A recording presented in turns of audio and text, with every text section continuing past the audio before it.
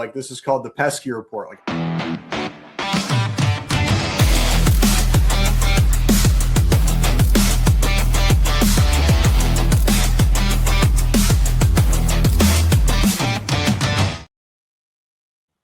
welcome back to the Pesky Report. This is episode 616 of the Pesky Report, brought to you by Beyond the Monster. Also, just a real fun, quick note. Episode 616, also my birthday, June 16th, 616. Fun little one there on that. This episode is also brought to you by TJ Stats, advanced MLB stats and tools, including pitcher summaries, prospect rankings, and live pitch data. Head on over to tjstats.ca and use code PESKY for 25% off your first month. That is code PESKY, P-E-S-K-Y, at tjstats.ca. All right. It's a new one for us. This is actually our first time not recording on a Monday, but it's going to be a fun one here. We've got a lot to talk about. We're going to start off in Worcester. We've got some rehabbers in Worcester. Trevor Story and IKF are the two that I think we're going to spend a decent chunk of time talking about in terms of Worcester, just because I feel like there's some stuff to talk about there.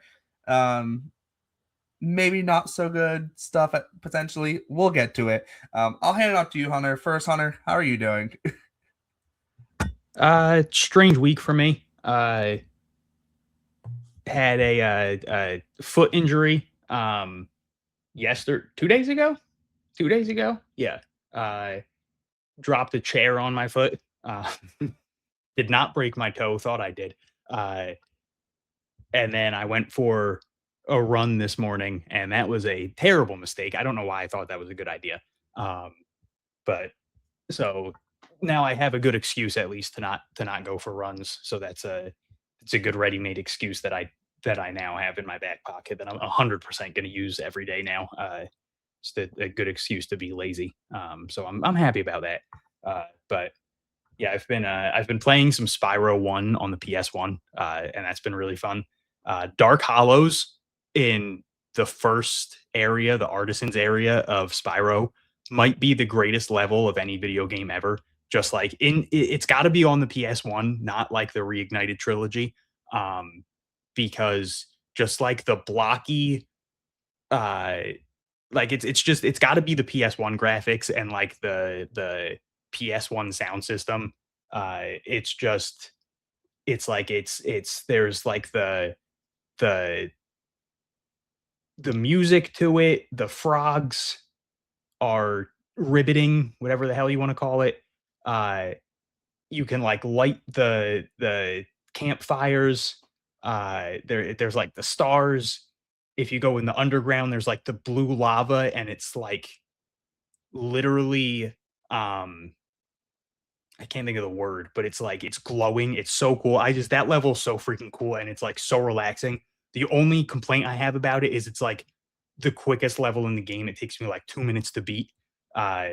But I also have broken my record. I haven't played that game in a couple of years now. I play it every couple of years just because it's one of those games that I played so many times growing up.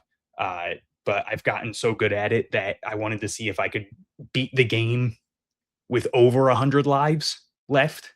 And I'm now at Nasty Norks levels, like the final levels of the game. And I have 99 lives, but I found out you can't have more than 99 lives. If you get more, it just goes back to 99. And then I died to see if it would go, like if it would stay at 99, it would be like, oh, you have more than 99, but it like just can't go above it. And I went to 98, so that's bullshit. So that made me upset. So you tap out at 99, which is upsetting. But yeah, Dark Hollows, Spyro 1 on the PS1, greatest video game level of all time. Most relaxing thing ever. So that just made me happy to revisit that level. It's just something I learned while trying to rest my foot.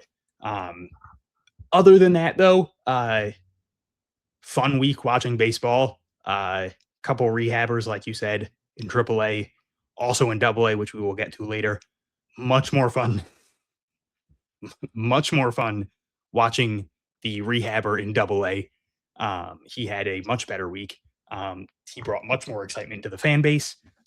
People are much more excited to see him potentially coming back soon and being inserted back into the lineup in Boston. I think people are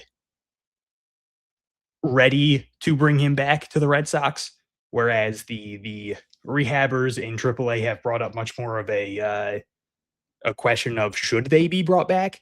Well, I guess now technically all the rehabbers are in AAA because Roman Anthony was in AA, and now it is being reported that he's going to be rehabbing in AAA this week.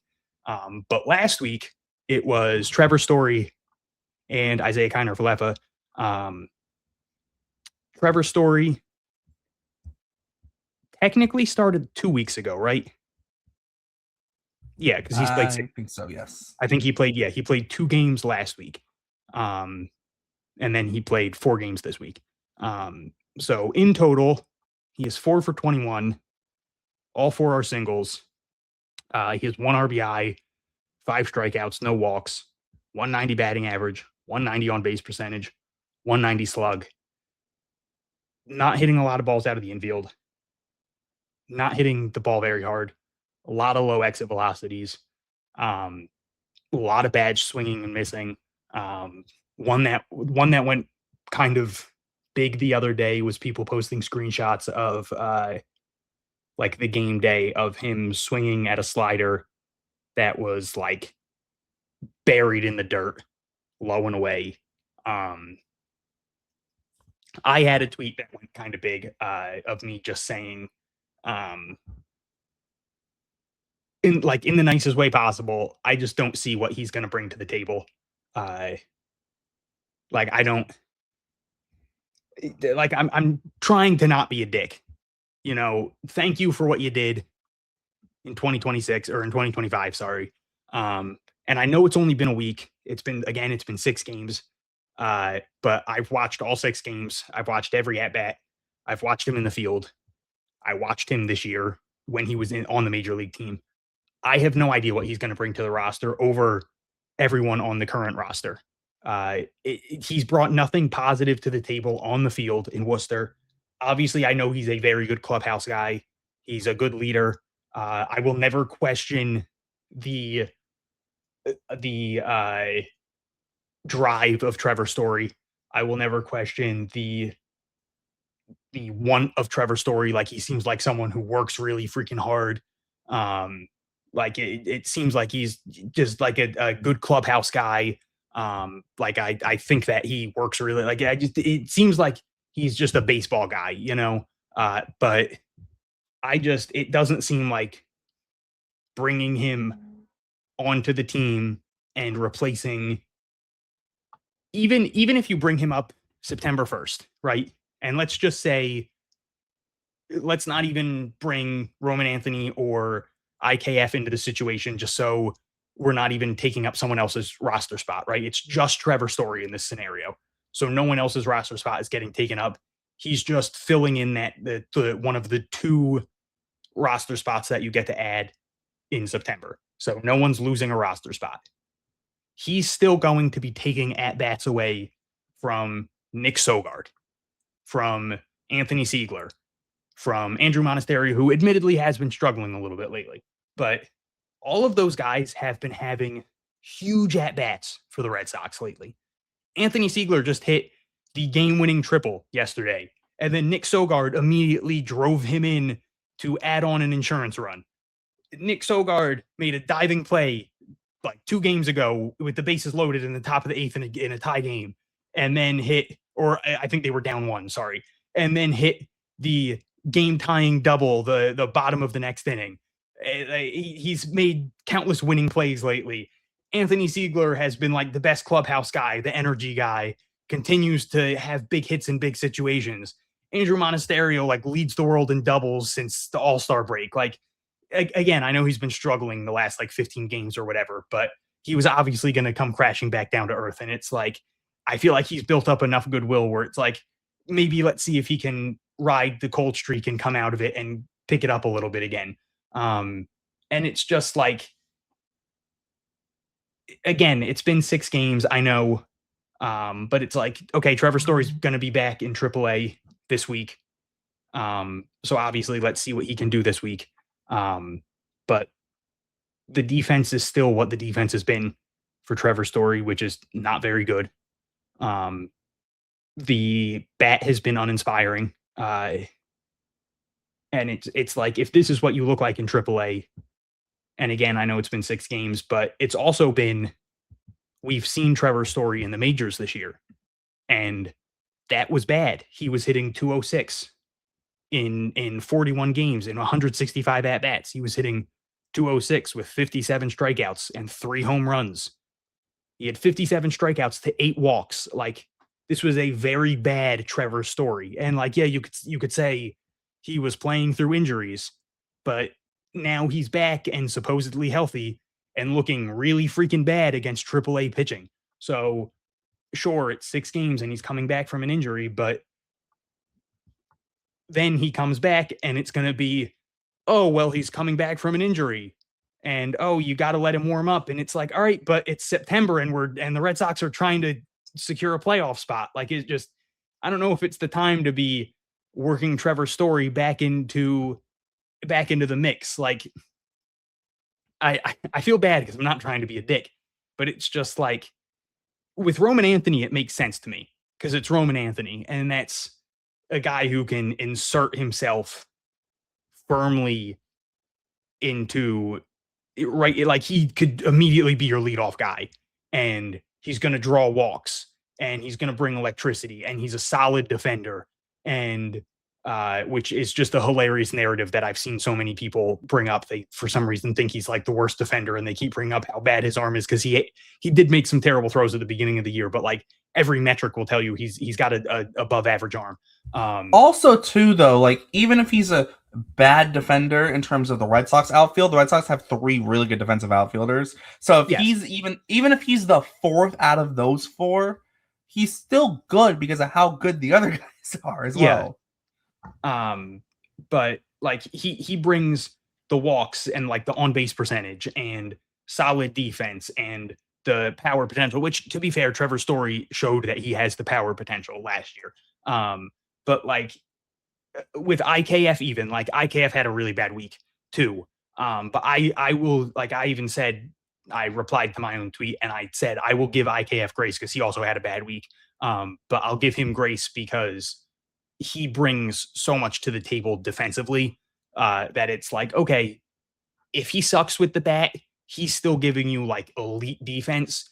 That it's like that's what the Red Sox brought him in for anyway. No one, when the Red Sox signed IKF, for one thing, most people were mad anyway. People were like, what the hell are you bringing him in for? But it was like, it was a clear defense first signing. So it was like any tiny thing he brings with the bat is a plus. He's also the type of guy that'll buy into that kind of like small ball stuff, like that, the small ball kind of stuff that they've been doing. If he gets at bats and there's someone on base with less than 2 outs, they're probably just going to tell him to bunt anyway. But like, if they put him on the roster, they're probably just going to put him on the bench and have him be a late inning defense guy anyway. Like, that will be IKF's role. Like, he'll be late inning defensive sub. Like that will probably be his role, and maybe like the occasional give him a day to let someone rest. Like with Trevor Story, it's like they're probably throwing him as the starting shortstop. Like that's kind of been their messaging. Like when he first went on the rehab assignment, there were at least talks of it. I mean, Trevor Story was like, oh yeah, by Friday, I'm going to be the starting shortstop again.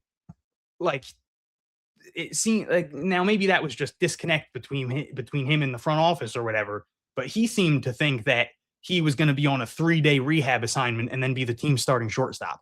So, like, that's where, like, there's a difference to me where it's like, IKF's always going to give you that value with the glove, whereas Trevor Story just doesn't have that in his bag, which, again, that was a funny part to some of the replies of the tweet to me was, for the most part, it was pretty positive. I was kind of surprised. I had a couple people be negative to me, but for the most part, people were agreeing.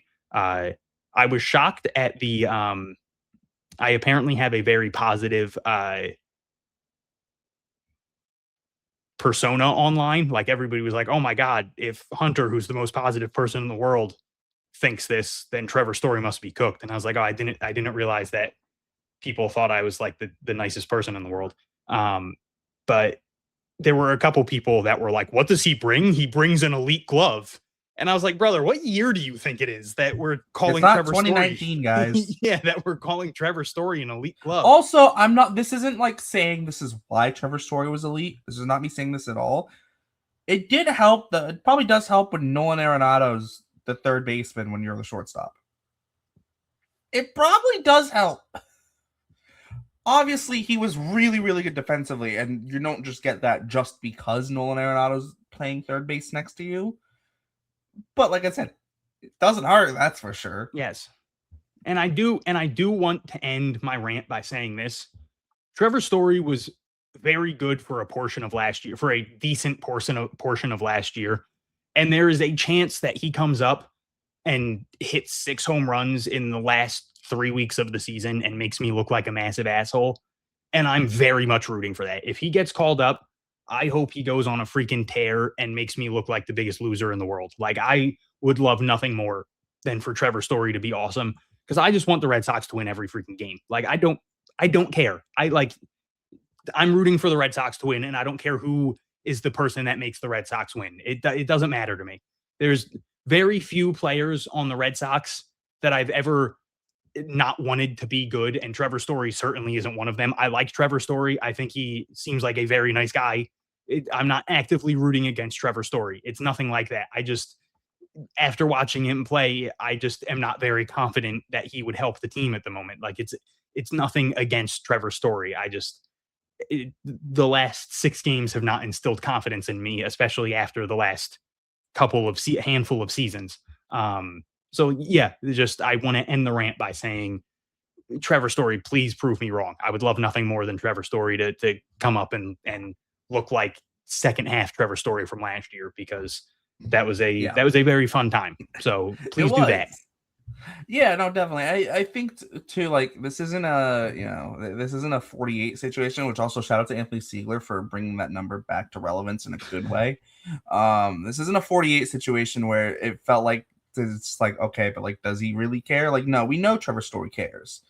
And in some ways too, like, it is tough because Story's the type of guy too where, like, it's going to be hard to tell him, like, oh yeah, like, just go play a bench role, because one, you're paying him 26 million for this year and next year too, which, that's a different discussion, but still, but then also too, like, he is, if you look at everyone in that infield, he's the guy who has the most, like, career accolades, and obviously it doesn't, obviously you want performance now, but like, it's hard to tell that guy, no, like just go sit on the bench, be a bench guy for us, right? Like, it's hard to do that, right?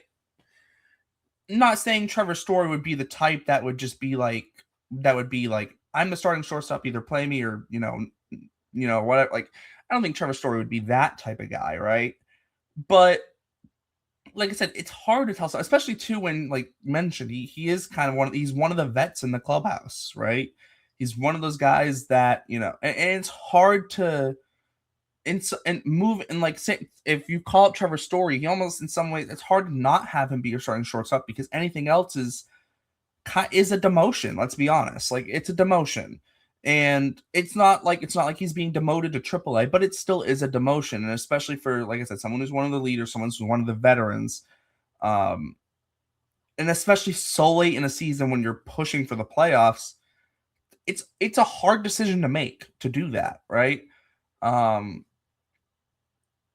that's where it gets tough with Trevor Story, right? Just because you also know, as much as he struggled early this year and he struggled so far on his rehab assignment, we know the hot stretches he can also get on as well, which it's, and the other thing too, I mean, we talk about this Red Sox team playing small ball, maybe being more aggressive on the bases potentially. Trevor Story's still a good base runner. He can go swipe a bag if you need him to, right?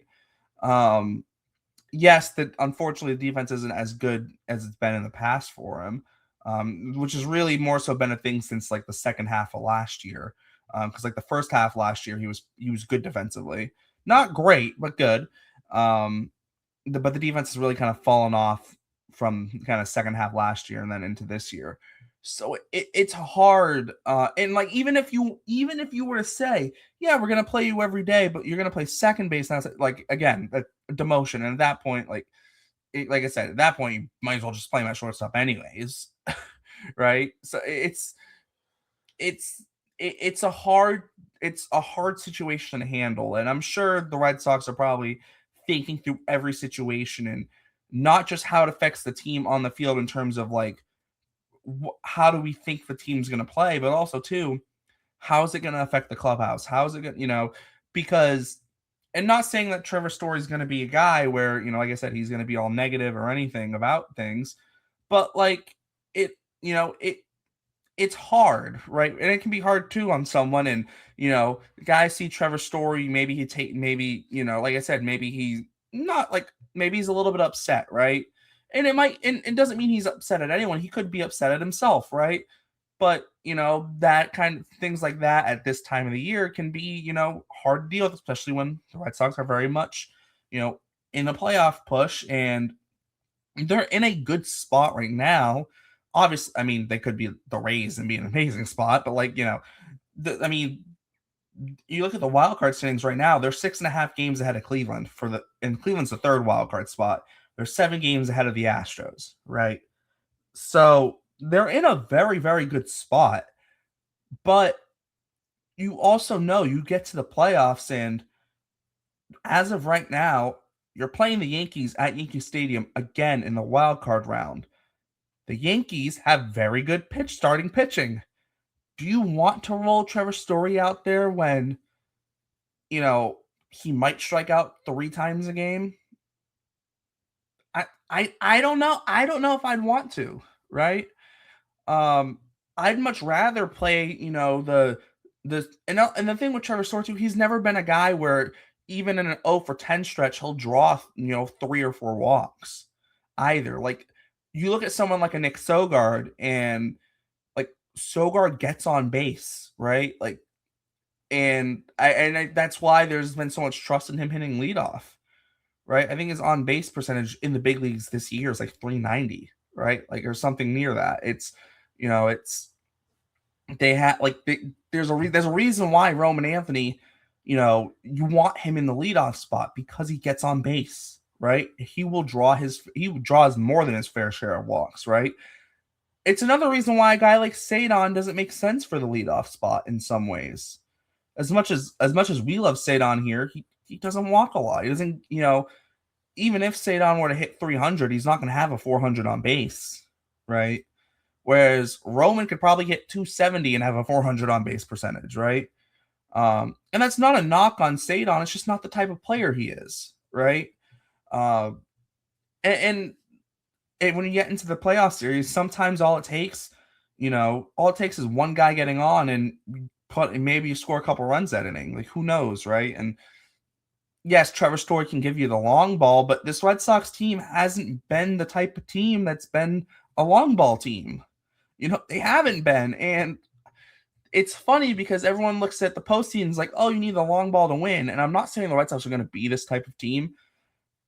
And this team also kind of broke baseball a little bit, but like think back to the Royals that won a World Series. They didn't have some 40 homer slugger in the middle of their lineup, right? They won it on pitching, and I mean they had good defense that year. Well, mostly good defense at the very least. I mean, Alex Gordon might be the best defensive left fielder in the last 20 years, maybe. Like, the dude was ridiculous out there too. Shout out Alex Gordon, but like, there isn't one specific way to win in baseball.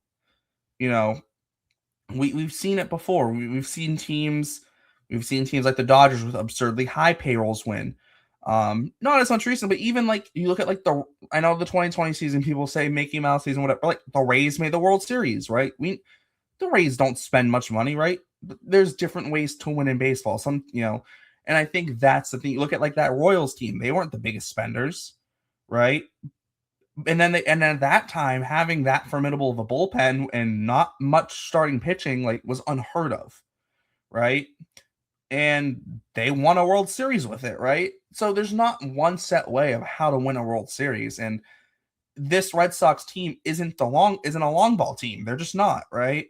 They're a team that's gonna get you with, the big innings gonna be, they're gonna single, double, maybe a walk, right? Mix them all in there, right? It's not just gonna be a bloop and a blast, right? And I think that a guy like Trevor Story more so plays to the thinking of, we're gonna need to hit the long ball in October. Whereas, like I said, that hasn't been the MO of this Red Sox team. That's not been their identity this year at all. And so, we bring up like IKF, for example, right? IKF almost fits this Red Sox team's identity more than Trevor Story, in the sense of, he's going to play some defense. He can run a little bit, probably not as well as Trevor Story, but he can still run a little bit. But he'll throw down the bunt. He'll move the guy over, right? It's not going to be flashy, right? But like, if you have IKF on the bench, like, you can use him here and there in certain situations, right? And that's kind of the thing with Story, where he's kind of this all or nothing, right? You're either going to get the Trevor Story that goes on a tear and is amazing, or you're going to get the Trevor Story who hits 150 down the stretch and he maybe hits a homer or two, but that's not going to be good enough, right? And I think that's the issue with Trevor Story. It's not, you don't have a guy who, like, if Trevor Story were to hit 250 down the stretch with, maybe 4 or 5 homers, that's one thing. But we know we're not going to get that from Trevor Story. It's either going to be, he's going to hit like 300 with 10, or he's going to hit like 150, 160 with 1 or 2, right? You're not going to get the middle ground with him. It's not the type of guy he was. And the reason it worked for so well with a guy like Jackie Bradley Jr. being so streaky was because he was always an elite defensive center fielder. And he was on a team that could afford to have a streaky guy at the bottom of the lineup. Think about that as well. That 2018 team, they could afford to have Jackie Bradley Jr. in the 8 or 9 hole, depending on the day, being streaky. They could very easily have that. This Red Sox team, they need the contributions from 1 to 9. And that's not a knock on this Red Sox team, but that's how they've been winning games. Like you mentioned, Anthony Siegler, with the triple, and that with the kind of give him a lead triple, and then Nick Sogard, rolling around, a guy who's spent a decent chunk of time in AAA this year in the leadoff spot now and drives them in, extends the lead to 2, right? Like that, like this Red Sox team this year is a 1 through 26 plus, right? This isn't just 1 through 26 this year. This is 1 through, hell, maybe even 50 at this point, however many guys have been on the team, right? And so with that, like, that's all to me. That's what makes the Trevor Story decision for the Red Sox so difficult, because it's not just on the field. There's also off the field stuff to consider. You're also, like I said, Trevor Story is a human being. Like, you don't think he's gonna at the very least be a little bit upset that if the Red Sox say, hey, you're gonna just be on the bench. Like, he's a human being. You can't. The guy's a former All-Star. Like, you can't expect him to not be a little bit upset, especially when he very much seems to have his hopes up on being the shortstop when he comes back, right? He's a human being, right? Yeah, I don't blame him at all for busting his ass and wanting to be like I don't blame him for last week saying I'm gonna be the starting shortstop on Friday. Like, I don't blame him for putting those expectations on himself. He needs to be confident in himself too. Like, like I'd rather Trevor him Story do that being like, being oh, like, I'm not oh that yeah, good maybe anymore. I'll play. I don't know. Like, yeah, I'd rather him be confident.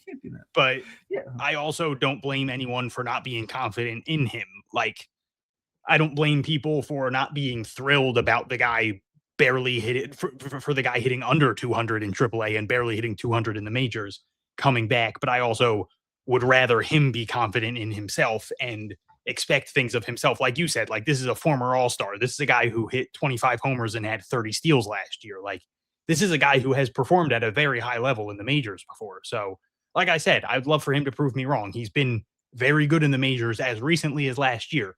Now, also, if you look under the hood, like, some of the numbers last year weren't very good. Like he had some good surface numbers, but also some not good surface numbers. So it was some give or take last year. But yeah, like you said though, you can't blame the guy for wanting to be the starting shortstop, for expecting to be the starting shortstop. Like, he also is getting paid a lot of money. I also don't think that should factor in. Like, I've seen people saying like, oh, well, the Red Sox are going to play him because they're paying him.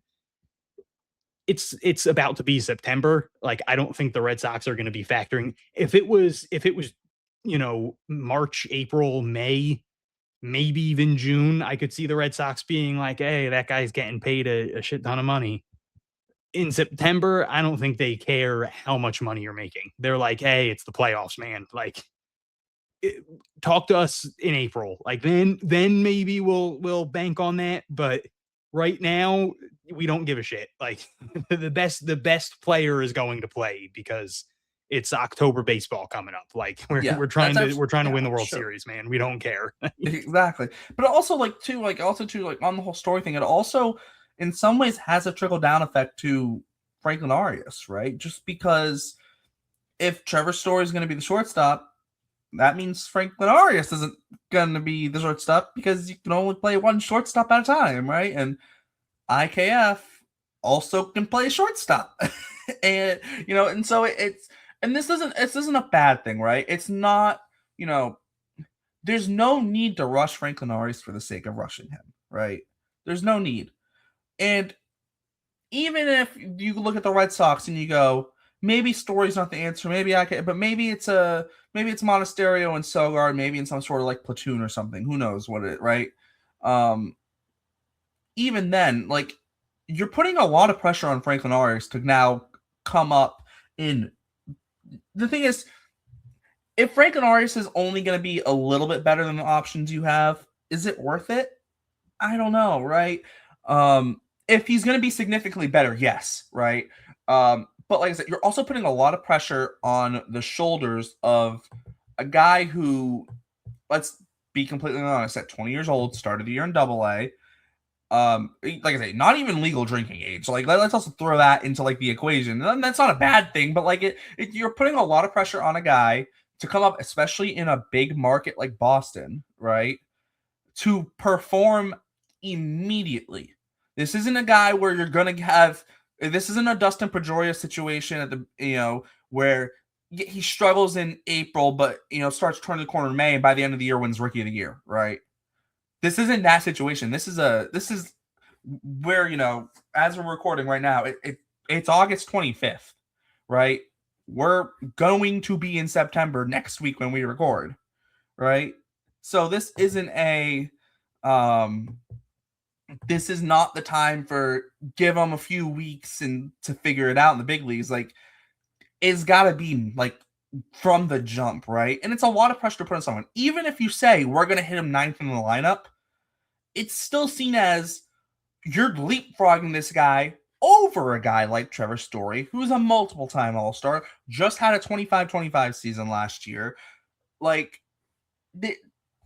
it's a lot of pressure to put on someone. And that's not saying Franklin Arias can't handle that pressure, but like, it's also different in the Boston market, especially if you're playing the Yankees in that wild card round in New York, potentially, right?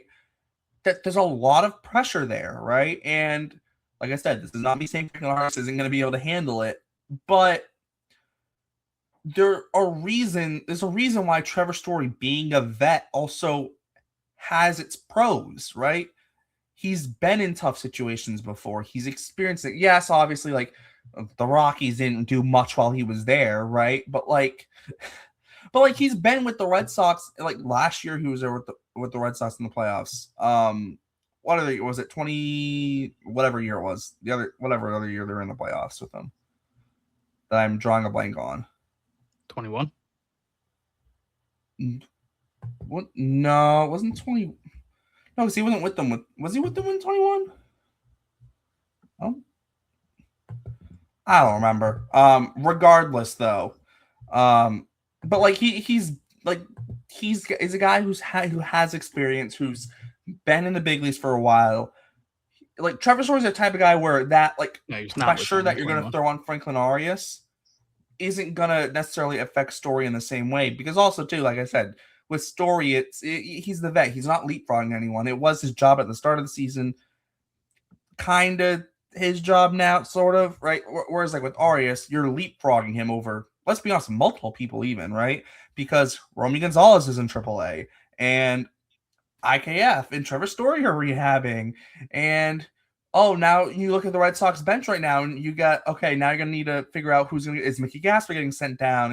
You have Sogard or Monasterio. What do you do with them? Jahmai Jones is sitting around. He has no options left, right? Eli White's now on the bench. He's probably not going anywhere because his speed is a potential big boost to have off the bench in the postseason, right? Where do you fit Franklin Arias into that situation? And then also, too, then how does that trickle down back to Trevor Story and IKF? Because if Franklin Arias is getting a roster spot at some point, that's one less spot for Story and IKF. Or it's one less spot for Mickey Gasper or an Anthony Siegler or Jahmai Jones or whoever it may be, right? And especially now, and that's in September. Now you get to the postseason and you're back down to 26. Obviously, wild card round, you're not going to carry your full like starting pitching staff, your starting pitching rotation, because that's only 3 games, right? But like if you get past and get to the division series, right? Okay, now you're going to be at your 13 pitchers, 13 hitters now. Like who's the 13, right? Because does Story get into that? Does I get, now you're trying to figure out who fits in. And like I said, too, even if you call Arias up now, he only has a month, right? It's like I said, he would have to immediately jump in and perform. It isn't a, like I said, this isn't a give him a couple weeks to figure it out kind of situation. If he would have been in the big leagues in August, at like the beginning of August or late July, okay, right? But he doesn't have that much time, right? And that's what makes it, if the Red Sox didn't have a Story in AAA rehabbing or IKF rehabbing, and there was more of a clear path, it would make more sense, right? That's what makes it so tough with Arias too, because it's like in some ways, unless he just starts murdering AAA pitching, right? Just he starts going every week, hitting 400 or 500 with a homer or 2 every week, right? It might be hard for the Red Sox to pull the trigger on that, right? Just because you don't know, even then, like, how's it going to translate to big league pitching? This is also the time of the year where AAA pitching is at its worst, which also doesn't make it look good for Trevor Story either. But like, it's also the time of the year where AAA pitching is at its worst. Why? Because big league bullpens, big league rotations are taxed, right? Guys are getting called up, guys are getting sent down, but they're being sent down to rest, not necessarily to pitch, or guys are getting injured, and you're bringing more and more arms up. And so AAA, like, look at the Red Sox AAA kind of pitching staff right now. I mean, it's, Jennings and Page, Gage Zeal, Blake Weont, John Holbetts. Pye is a little bit different because he technically started the year in the big leagues, but like, beside the point. But like, how many of those guys started the year in AAA? Right? Like, that's the Woo Sox starting rotation outside of Raymond Burgos, right? Even into their bullpen, right? Like, the bullpen's a little bit different, but even then, like, there are guys where it's like, okay, it's like maybe could be big league depth, maybe not, but like, there's also a lot of guys where you kind of look and you're like, okay, they weren't in Worcester to start the year necessarily, right? And I think that's where it differs. I mean, I do think too, like I said, it's also too, like, that also doesn't help Arias' case either, because it's like, if they play, some random AAA team and it's like, oh yeah, this guy started the year in Double-A and he's now in AAA, but it's like some 28-year-old starting pitcher who, throws like 93, 94 and is like, he's like, okay, but he had like a 4.50 or 5 ERA in Double-A before being moved to AAA. It's like, It's like, okay, but like, that's not a test necessarily in terms of like comparable to big league pitching. And like I said, it also goes back to the whole postseason thing with Arias too. and even Trevor Story in a sense too, with him rehabbing now. If you face the Yankees in the postseason, you're not facing some guy with some 4 or 5 ERA in AAA. Yeah, you're facing Max Fried. Well, maybe not. You're facing Cam Schlittler. You're facing Garrett Cole. Yeah, you're facing Ryan Weathers.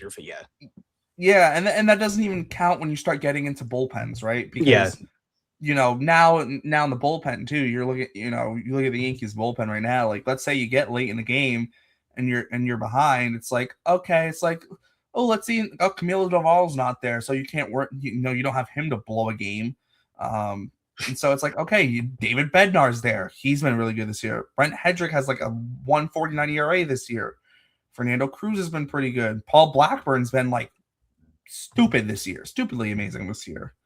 So you start looking at like a potential matchup like that, and it's like you get to the postseason, like you're not facing a bad pitcher. Like, you look at the Yankees right now, and it's like, hell, you might legit. As of right now, you're maybe facing Cole Schlittler, and even if it's Carlos Rodon, right? Even if it's not Fried, even if it's not Weathers, right? Potentially, who knows? Even if you're getting Rodon like that, that's nothing to scoff at.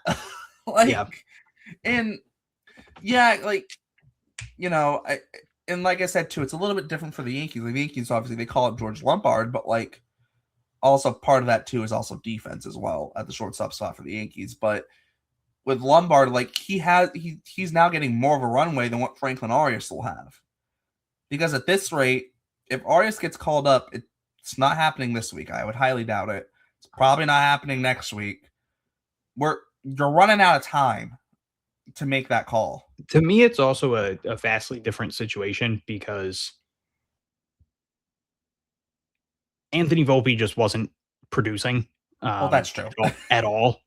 And we can sit here and talk about how the Red Sox haven't had good shortstop play, blah, blah, blah. But like, for as bad as Monasterio has been defensively, like, there was a long stretch of time where he was being a phenomenal offensive bat. And again, I know he's been struggling recently, but like, and then Nick Sogard's been phenomenal. And I know he's like plays a ton of second base and everything, but like, he can play shortstop, and like, they have people that can play the position and can produce offensively, and like in Sogard's case can play a good shortstop. So like they have people that can play the position. So like it's just not as much of a need, where like the Yankees, it was kind of like they had a black hole at the position, whereas the Red Sox have had people play admirably at the position for most of the season. Like it hasn't been this like, oh my God, what the hell are we going to do here? Like it's like, yeah, it's still a need, but it's not like this, if we don't figure this out right now, what the hell are we going to do? So yeah, I just like, again, I like, not to beat a dead horse, because it feels like we talk about this every week, but it's just, I still don't see how it will happen. Like, I'm not saying there's a 0% chance, but it's just like, we just did a whole thing about Trevor Story, but it's like, I still don't see how he leapfrogs Trevor Story, just in the sense of like, clearly the Red Sox want to give Trevor Story a chance. IKF's coming back. You can't not keep playing Nick Sogard. Like, and if you call up Franklin Arias, there goes some of Nick Sogard's time. So it's just like you're because again, you're calling up, I'm assuming Story and IKF are at least getting a shot. So you're calling up all three of them, and it's like, so then you're just sending everyone down, and those three, and that doesn't include Romy, who's like, in AAA on a basically a fake rehab, because let's be honest, they called it back too early. Yeah, and he had not a great week this week, but he's been better recently. And like, he did have a better week in the sense of like, he was hitting good the last couple weeks, but he was striking out a lot. This week he didn't hit as well, but he didn't really strike out, and he I don't want to say he walked more, but like, he didn't strike out as much, and he walked more than he struck out. So like, it was a better week in that sense. Like, other weeks he hit like around 300, but it was like, oh, he struck out 6 times and didn't walk. And this week it was like, oh, he hit 200, but he had like 3 walks and 1 strikeout. So it was like, okay, like, improvement, that way, I guess, but it didn't really hit much. But so some subtle improvements. But like it's just like and again, even like Z's still there. And like he played admirably when he was up in Boston. Like I don't see them burning the Franklin Arias candle if they don't need to. Like that really just does seem like the nuclear option. Again, I feel like I've used that term too many times, but it just like they now all of a sudden do have Trevor Story close to returning, IKF close to returning. Nick Sogard's been the best player on the team the last week. Like he literally, like he just won Clark's catch-up MVP unanimously. Like people can scoff and laugh at that, but it's like he gets like yeah, that's like a quote unquote fake award. Like it doesn't count for anything, but it's like respected people vote for that, man. Like Dave O'Brien votes for that. Will Middlebrooks votes for that. Like I love how you start the first name you go is Dave O'Brien. It's the Red Sox fucking play. No, I know.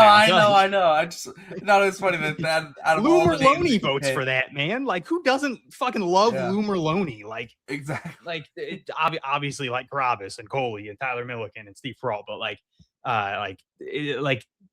people around the Red Sox are like, yeah, freaking Nick Sogard, man. Like this guy, like, again, he's the leadoff hitter for the Boston Red Sox. Like Chad Tracy is continuously like, yeah, this is my leadoff hitter.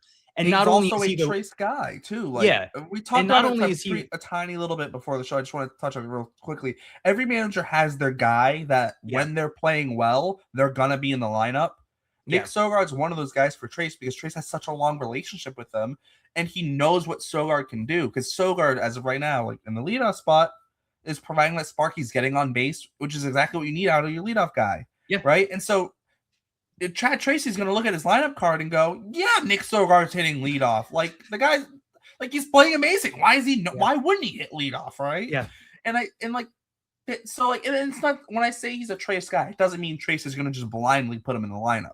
But I mean, when Sogard's playing well, he's going to be there. When he's playing like he is right now, you can't take him out of. I mean, any manager would be dumb to take him out of the lineup unless it's for a day of rest. But like Tracy's definitely not going to. But like he's not only is he the leadoff guy, but like the Red Sox have had multiple leadoff guys this year at points in the season where fans have been like, why the hell is he still leading off? Like there was points where Jarren Duran was leading off and fans were like, why is he even in the lineup right now? There were points in the season where Mickey Gasper was leading off and fans were like, why isn't he in AAA right now? Like obviously fans are super happy that he's back in Boston and he's freaking killing it. But like there was a point where he was for some reason like leading off like 7 days in a row and he just couldn't get a hit anymore. And it was like, why is he still leading off? But it's like every day right now, Nick Sogard is leading off and everybody's just like, hell yeah, dude. Like, yes, give me Sogi. Like he's going to do something this game. Everybody knows it. He'll come up in the 8th inning and he'll be 0 for 3 and no one's worried. Everybody's like, well, yeah, but now he's going to get a hit and he does. He'll get a hit. Like you can't take Nick Sogard out of the lineup. So it's just like, it's August 25th. Like, Also, just real quick too, the Woo Sox just released their starting lineup for today. Oh, dude, IKF is I saw that. Yeah, Roman, Story, Romy, Nady, and 5 guys on the 40-man, and then Arias is hitting 6.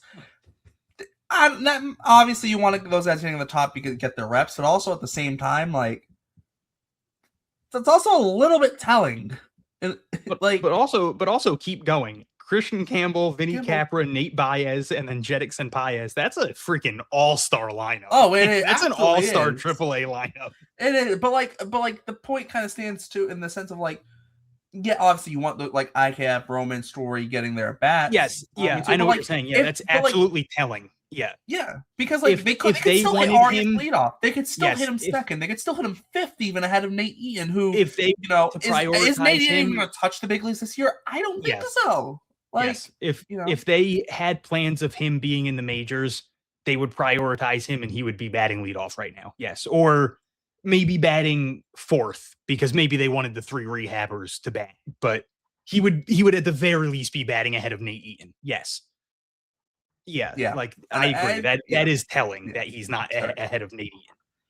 And obviously we're not saying anything off of Franklin Arias. Obviously he is at very least like the top 3rd prospect in the world. Like he's insane. But like it's just telling in the plans of the Boston Red Sox this season. Like I was saying, it's August 25th. I think it's probably about time for people to pack up the Franklin Arias is helping the 2026 Boston Red Sox because it's August 25th, man. Like Nick Sogard's playing incredible. Anthony Siegler keeps doing things late in games, even when he's struggling. Andrew Monasterio has been struggling lately, but he's doing things every once in a while. Trevor Story's coming back. IKF's coming back. Roman Anthony's coming back. Not that he plays the same position, but still, like, bodies are coming back. Like, there's no room for Franklin Arias. It was a cool pipe dream, but we'll have Franklin Arias probably opening day, fighting for a spot opening day next year. That's awesome to think about. Let's focus on the playoffs and get excited for that. But I don't think he's coming this year. Yeah. He had a solid week this week. He went 4 for 15 with a double, 3 RBIs, I think. Cool. Like even when he doesn't play great, he produces well. Yeah, 4 for 15 double, 3 RBIs, 2 walks, 2 strikeouts. That Tuesday game almost shouldn't count though because the Blue Sox just basically got shut down the entire game. Yes. Xavier Curry just gotta manhandle them.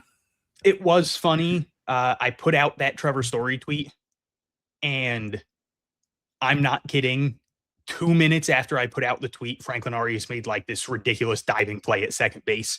And it was like right on cue, me saying like, I don't see what Trevor Story brings to the table. Like clearly there's better options. And then Franklin Arias was like, I'm a better option. And he like made a diving play at second where it's like, I don't think Trevor Story makes that play, but still like Trevor Story's the option ahead of Franklin Arias. And do I think Franklin Arias would provide a better spark? Yes. But I think Trevor Story's like the safer play because he's the veteran. He's not gonna like, they don't have to worry about like the lights being too bright for Trevor Story. There is always the world where like Trevor Story comes back and it's like, I've been here before, and he hits a couple home runs and he makes the big play. Also, getting bumped up to the big leagues is a culture shock. And it's for some guy. Like, Roman Anthony being like, oh, I don't have to room with anyone on the road. Like, no, like seriously, that's like seriously. And then now you're also throwing Arias into a playoff, like a playoff chase, like in a hopeful world. You're hoping for a World Series run, like. And even like you said, with the just like with the level of competition, like don't get me wrong, it pisses me off when people do it. Like I'll post a clip of Christian Campbell hitting a home run and they'll be like, oh, it was off a 92 mile an hour. And I'm like, what the hell I'm sorry that the pitcher didn't throw the ball harder, man. Like, yeah, it's like, what do you want Christian Campbell to do about that? It's not his fault that the pitcher didn't throw the ball harder, but also like it is a valid like worry of like, oh, but can you do it off harder pitching? Like, don't get mad at them that the pitcher didn't throw it harder. But also, it is a valid, like, can you do it off harder pitching? And it's not just harder in terms of velo. It's yes, like you also go like a better Cole, pitch. You're not just getting better velo, spin rate, better full arsenal. Like that's too like because also there are pitchers in AAA that can throw 100 too, but like they don't have the better pitches, the better spin rate, the better breaking ball, whatever it is. But there is just also that like cool Franklin Arias can hit off the 36-year-old who hasn't pitched in the majors in 5 years, but can he hit off an elite reliever who hasn't thrown a pitch under 98 miles an hour in 7 years, or the pitcher with the best curveball he's ever seen, so it's like it might be better to not throw him into that fire right now. And could he handle it? Maybe he would go on some insane run and it would be like, wow, that was the exact spark the Red Sox needed. And not that this matters, but also just like, I would hate for that scrutiny to hit him where he comes up and he struggles for 2 weeks. And then all of a sudden we have to deal with the whole off season of hearing those loser ass fans that are like, this guy sucks, and Red Sox fans always hyping up the prospects, and this is why we should have traded him for Zach Neto, and it's like, all Also, right, dude, shut the hell up. Selfishly, I'd like to see it wait just till next season, so when he gets called up, he can just give him the number 2. Just give it to him. Don't give it to anyone else. Just give it to Arias. Just give the number 2. I mean, what other number is he gonna wear that like is gonna look cool? Like, let's be completely honest. For a shortstop too, like, come on. Like, 2 is unfortunately it's because of Derek Jeter, but like 2 is peak shortstop number. It is the peak shortstop number. I mean, for me, it's 5 because of Nomar, but well, yeah, but like, well, that's also true, but yeah. I was that age though, like. Well, I mean, just like I was that general, perfect though. Boston Red Sox like fan age of Nomar was that exact shortstop for me. Where again, I talk about it all the time, but I was that kid that did the Nomar routine and then hit 142. Well, he can't. Well, no, he can't wear number 5 anyways. Caleb Durbin's got it. Yes, that's fair. So and Caleb Durbin has earned it. To be fair, 15 would be perfect for Caleb Durbin, but. Yeah, I feel like they should retire 15. They haven't retired 15, right? No, is somebody wearing 15? I don't think so. They should retire 15, man. 15 is going to be in like the Clemens realm for at least another couple of years. I think they got to retire 15. I think that's a number. I understand them not retiring 5. I get it. Obviously, I would have loved if they did, but I get them not retiring 5. They got to retire 15. Yeah. Oh, definitely. Like, the only reason he's not in the Hall of Fame is because Manny Machado's a piece of garbage. But if that injury doesn't happen, he has 4 more healthy seasons and he's in the Hall of Fame. But yeah, because like the only other number you could give Arias that's like kind of like a low number is like 13, and like just don't touch it. The last 2 guys to wear that number. The last guy's not. Hanley was the last guy to wear that number. Wow. Which I love Hanley, but like, oh. And then Carl Crawford. Yeah, don't let. I loved Carl Crawford. So the amount of excitement I had when he signed with the Red Sox, dude. Dude, there was literally talks that he basically played behind the shortstop because he was so fast that he'd catch anything in left field. There was Carl like Crawford, that, like, Tampa Bay Rays bat right here. I loved Carl Crawford so much. I loved him so much. I was a huge Carl Crawford fan. Massive Carl Crawford fan. Then unfortunately, just everything didn't work out. Did not work out. Although the number is free because Cora's gone though. That's actually why no one's worn it, because Cora's gone. 17's gone though. I think Trace took 17, so 17's not wearable now. Then you start looking at other numbers that are like Nate Eaton's worn 18 this year. Like, they're not going to give Arias that at that point, right? Like, and then you kind of start looking around. He's not going to get 21. 22 is Whitlock. Like, 23 is Romy. Like, you start kind of looking around the numbers. And then it's like, what, you're going to give him 24? Like, at that point, just give him 2. To be fair, I like when a rookie comes up for like a couple weeks late in a season and gets like a bullshit number. They get like 78, and it's like, clearly this isn't going to be their number, but then people get that like rookie jersey, and it's like they have like a Mikey Romero number 87, and then the next year he gets like he's like number 9, and like that's his actual number, but obviously he's not going to be number 9 for very obvious reasons. But like, just it's very funny to me when it's like, then people have like this crazy number of someone. Like, I wasn't Pedroia like 64 or something like that for a couple days. Or Bogarts, maybe not Pedroia, obviously. But I don't know. But even like those ones are always so funny to me. I think Bogarts was, I think, 72. Yeah, Bogarts was 72. Pedroia was like 64 or something like that. Okay, maybe, wow, wasn't that right? Because then Bogarts just went from 72 to 2. But like, even Roman having that 48 for one game. Yeah, like there's people that probably bought 48 Roman, and like Now they have those, and I think that's hilarious. Like they bought them at the team store at Fenway, and probably have Anthony 48, and it's like that's funny to me. Like I would love to have one of those. Like I'd The love to one be like, oh number yeah, I I have a could get- Roman Anthony 48. Yeah, like the one number I could get behind Arias wearing that's not like a low number is 51, just because it's like, I don't know. I think 51's a cool. I think it's a little bit the Ichiro bias. Fair. I think it's a cool 61. number. That was my basketball number, 61. But I think 51 also works too, in the sense of like, I know he wore 50 in Portland, which he's not wearing 50 in the big leagues because of Cutter Crawford, unless Cutter Crawford gets traded. But then also, dude, can we not put a top prospect in with the number 50, please? Like, like, can we not do that to a top prospect? Like, there's enough fans who are still salty about the whole Mookie stuff in the Mookie trade. Like, let's no, let's call it the Connor Long trade. Actually, come Fair. on. Hey man, he's back to being a solid player. Yeah, Good to see.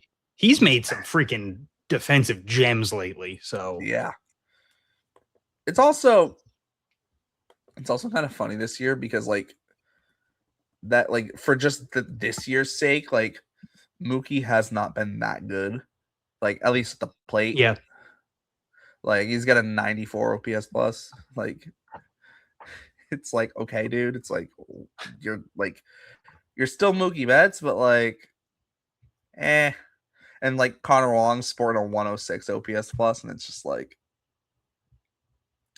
Andy's a catcher.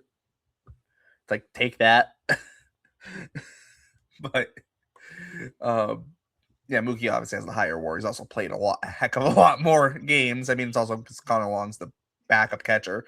But shout out Connor Wong. He's had a good year this year. With that though, we probably should touch on some other things that happened in Worcester, because we're past the hour mark. And we've been talking about the rehabbing guys and Franklin Arias. Already past the hour mark. I don't know where we want to start with it. I think we should mention Jason DeLay and his absurd game this week, where he went 1 for 1 with a double and 3 walks. So shout out Jason DeLay. Unfortunately, did he get put on the injured list though? Yeah. So unfortunate in that sense. But due to that, we potentially have a fun situation in Worcester, because Juan Montero is now the only other catcher once again on the Blue Sox roster. He's played in 3 games this year. He's gotten 2 at bats. He doesn't have a hit yet. But he's gonna have to get some play time, just for the sake of outside of Nate Baez, who else is catching? Unless they're gonna put Nathan Hickey back there for a game, but like that. Yeah, considering he has like 2 innings this year, it's probably not happening. Exactly. So we legitimately might like what happened with Ender Solera last year, right? Yeah. Yeah. So shout out Juan Montero. I've spoken about it before. But he had, he's been a big thing for the Blue Sox this year, even just in his devilish role, where it's been being the bullpen catcher, helping out during pitching meetings, being in the catching meetings, being a translator, right? I was going to say, he's like Franklin Arias' personal translator. Yes, dude, literally. I was there the day that Arias got to Worcester. He didn't play that day, but during when they had Arias and media thing, like, who's there with Arias? Juan Montero doing all the translating, right? Like, he's been, big for his locker all year. Been next to Alan Castro's, right? Because Alan Castro, assistant for most of the years, but was like the really only one who is like a true like Spanish speaker, and like, so like they put his locker right next to Juan Montero, right? Like, that's that like that's someone too, and also too, Juan Montero's also been like a great energy guy in the clubhouse. both Chad Tracy and Iggy Suarez have mentioned that with Juan Montero. So like, that's going to be a guy, Juan Montero, when he gets his, hopefully gets his first AAA hit, maybe even first AAA home, like the guys are probably going to go crazy for that. In all honesty, they're probably going to go crazy because he is, it's also too, it's one of those things where you kind of that deathless catcher.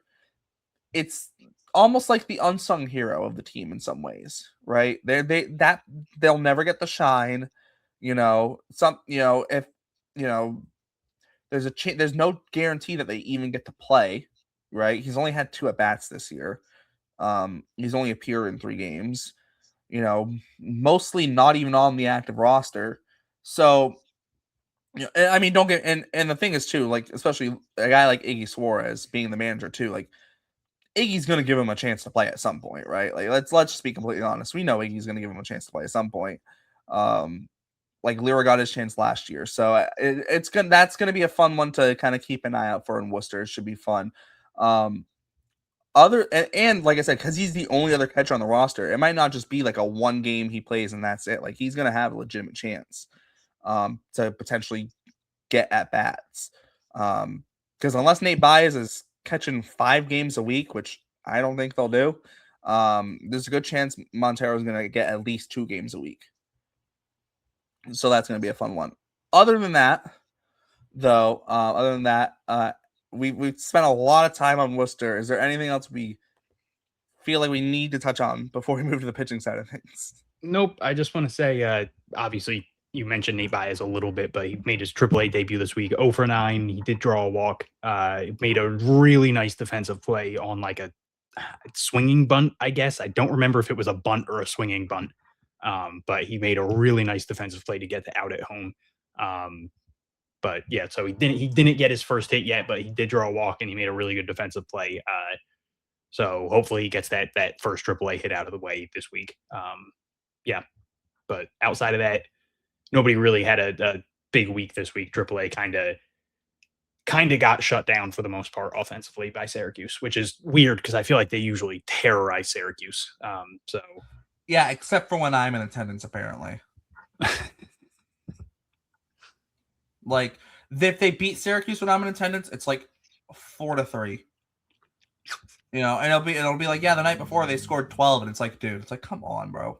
Or it wasn't this year. I forget it was last year or the year before. I think Syracuse put up like 14 on the Woo Sox, and I was there. And I'm just like, bro, like, come on, like, what are we doing here?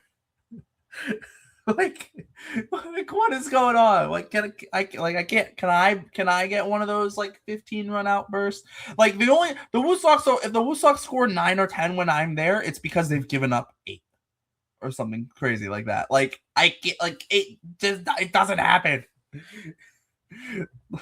Like I don't know why. Like what is maybe it's Friday night. I don't know. Maybe they I don't know. Maybe it's a Friday. I know, like the last time I went on a Friday, they had a Thursday afternoon game the day before, so like that probably doesn't help.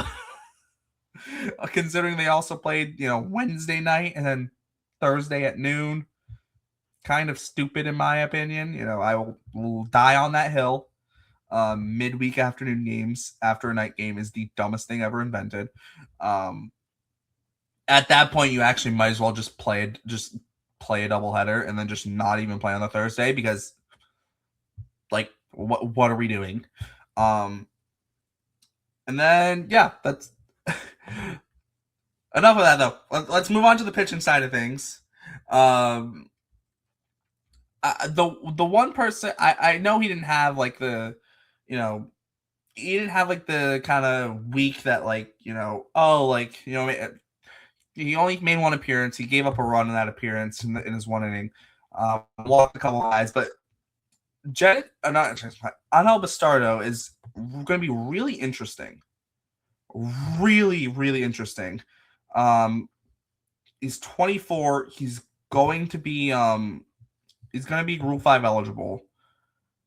He's someone who, this year in Worcester, it's a 4.27 ERA, but the last especially couple months, it feels like he's it feels like he's really kind of starting to find where he's kind of, where he fits in. But like it's gonna be tough with him just because, 40-man spots are limited in general, right? But he's also the type of guy where if you leave him unprotected in the Rule 5 draft, someone's probably taking him. And in all honesty, someone would take him because you don't want to take a reason why someone might take him in a Rule 5 draft. Maybe because, what happened last time he was Rule 5 eligible. It's already happened. No reason it can't happen again. Also, part of the reason why the Rule 5 draft was stupid.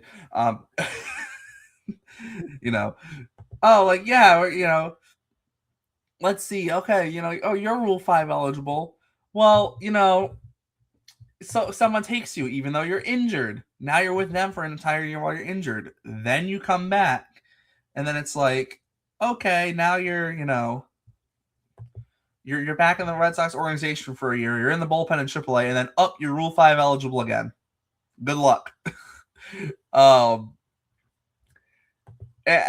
think that, like I said, he's going to be really interesting. Bastardo is just for the sake of, like, what do you do with him, right? Because he's very much a guy who could be very nice to have as AAA depth, but would you rather have a more experienced guy as AAA depth? What about him, eating a 40-man spot? Because yes, obviously you're going to lose guys in the offseason in terms of like, big league free agents and whatnot, right? Like guys are going to become free agents. But at the same time, the Red Sox have right now 1, 2, 3, 4, 5, 6, 7, 8, 9 guys on the 60-day injured list, right? Those are all guys. Obviously, some of them are going to be coming back right now, as like Trevor Story, IKF, etc. But like guys like Tristan Casas are going to need a 40-man spot, and he hasn't played a competitive baseball game in how long now? Like, he might get non-tender just for that sake, unfortunately. But like, think about someone like, like Johan Oviedo is going to need a roster spot. Cutter Crawford is going to need a 40-man spot. Zach Kelly, right? Like, these are guys that like you're not just going to let leave for nothing, most likely. And so they're going to need 40-man spots. And so 40-man spots are going to fill up relatively quickly. Yes, there are some guys who you look at and go, okay, they might be a DFA candidate. I mean, Sung Chae Chang. I mean, it's happened to him before. Maybe he's like a guy who, gets DFA. Maybe like unfortunately, like a Raymond Burgos potentially, just, considering, he might even be a DFA candidate before the offseason. So like there are a couple guys he might be one in the next couple days when they need to free up spots. Yeah, maybe like even like I know why Old's in the big league bullpen right now, but he might be another guy where it's like just kind of becomes a 40-man casualty, right? So like there maybe are a couple guys you can start going that are on the 40-man already that maybe, but like I said, they have 9 guys on the 60-day IL, right? That's a lot of guys to have to bring back onto the 40-man in the offseason. So it's like, do you have, and then like I said, you also consider the Rule 5. It's like, okay, like, is there going to be room for someone like a Bastardo, right? And that's not even considering anyone else who's, potentially Rule 5 eligible, right? Like, but there's also, like you said, there's also free agents. Like Sandoval's going to be a free agent, and I think Eli White's going to be a free agent, and I think Jahmai Jones is going to be a free agent, and definitely. There's a lot of guys that you're not gonna. You're not going to have to worry about. Sonny Gray's going to be a free agent. True, but then like if you're signing any free agents as well, also, then that also brings guys, adds another guy to the 40-man, and with the potential lockout incoming too, like we might not see certain free agents might not want to wait out a lockout either, right? I mean, we saw it, the last time there was a lockout, some guys did wait it out, but other guys are just like, no, I want to sign, right? Yeah, I want to sign. Looking at the Rule 5, there's not a lot of guys you really need to worry about. Maybe Blake Wehunt. Braden Ward, I think you're fine. Caden Vire, you're fine. Stanley Tucker, Nelly Taylor, Isaac Stebbins, Noah Song, Caden Rose, Mikey Romero. Mikey Dalton could be an Rogers. interesting dart throw for someone. Mikey might be interesting.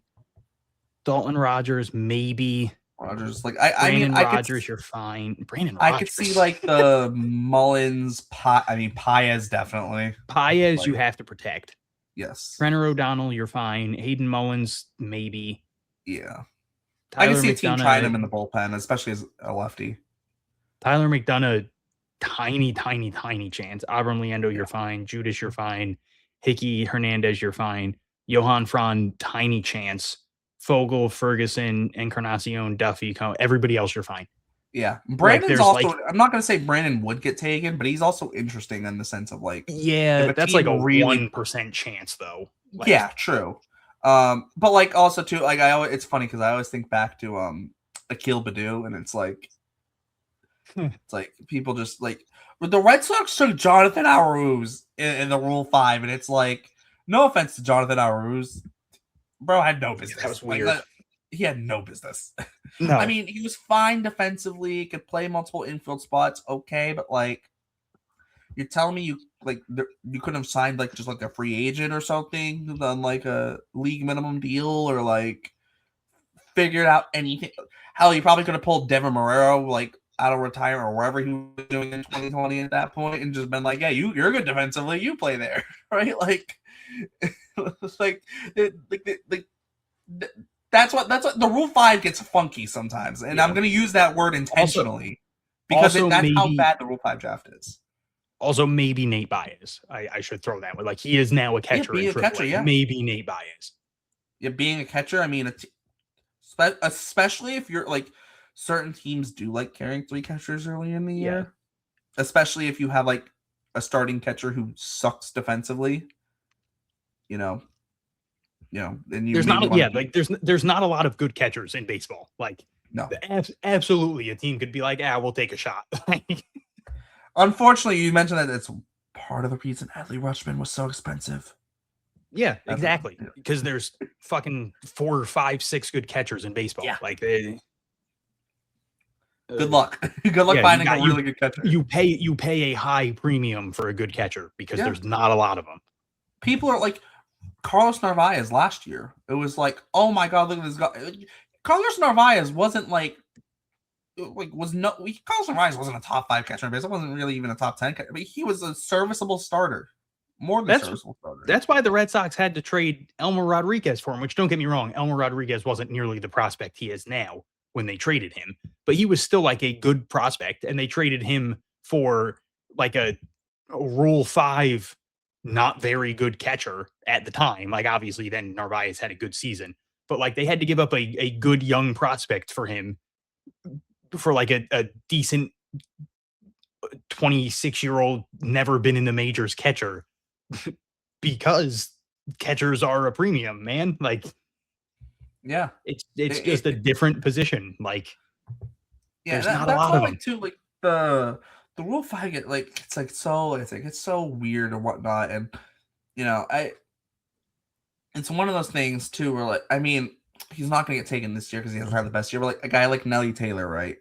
Like if Nelly Taylor had a good year this year, like we'd be looking at him. It's like worst case scenario, he's a team's 4th or 5th outfielder. Like if he was hitting 250 right now instead of 195, he would be in discussions for like team might snatch him up. Yeah. And I'm not, and that's what makes the Rule 5 so like, I don't want to say annoying, but like annoying, right? Because like sometimes too, teams will sometimes nab a guy, being like, we don't know if he's gonna make our roster or not, but screw it, why not, right? Yeah, I've had people argue with me where they're like, no, because it keeps teams from hoarding players.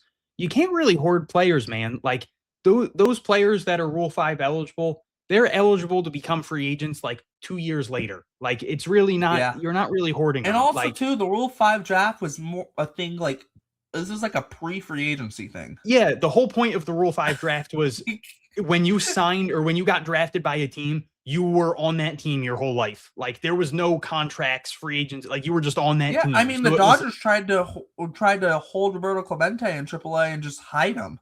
Yeah, like the point was so that teams could get new players. Like it's antiquated, man. There's no point for it anymore. Like all it does now is it creates issues like this year where the White Sox are like, oh, Jedrickson Paez, a guy who's never pitched above high A. That could be fun. And then it wasn't fun. And all it did was it made him have to rush development for a couple months and then get thrown back down into Double-A. And it was like, well, that didn't work out. And it was like he had to learn a new system for a couple months, get thrown into the majors. Don't get me wrong. He had a cool moment where it was like, hey, who knows if you'll ever get to the majors. And now you got to go into the majors. That's cool. But like get humiliated for a couple days and get sent back down to Double-A. Now, don't get me wrong. Now he's in AAA and it's pretty clear he's going to get back up to the majors with the Red Sox. But like it would be like if he started the year with the Red Sox, he'd probably be on the major league roster right now. But like instead, it's like maybe next year, kid. Like that kind of sucks, man. Yeah. Well, yeah. Also, too, like you also have to think too, like especially like certain pitchers or hitters, like the Red Sox have a very like specific way of developing players. They go to another team. Yeah, like, he probably had to learn a whole different thing, and then they came back here and they were like, "Hey, forget all that and learn this again." Yeah. And like that, for example, like to me, like if someone, like I said, it's not a high chance at all, but like, what if someone bites on like someone like a Brooks Brandon in the year he's had, right, and goes, you know what?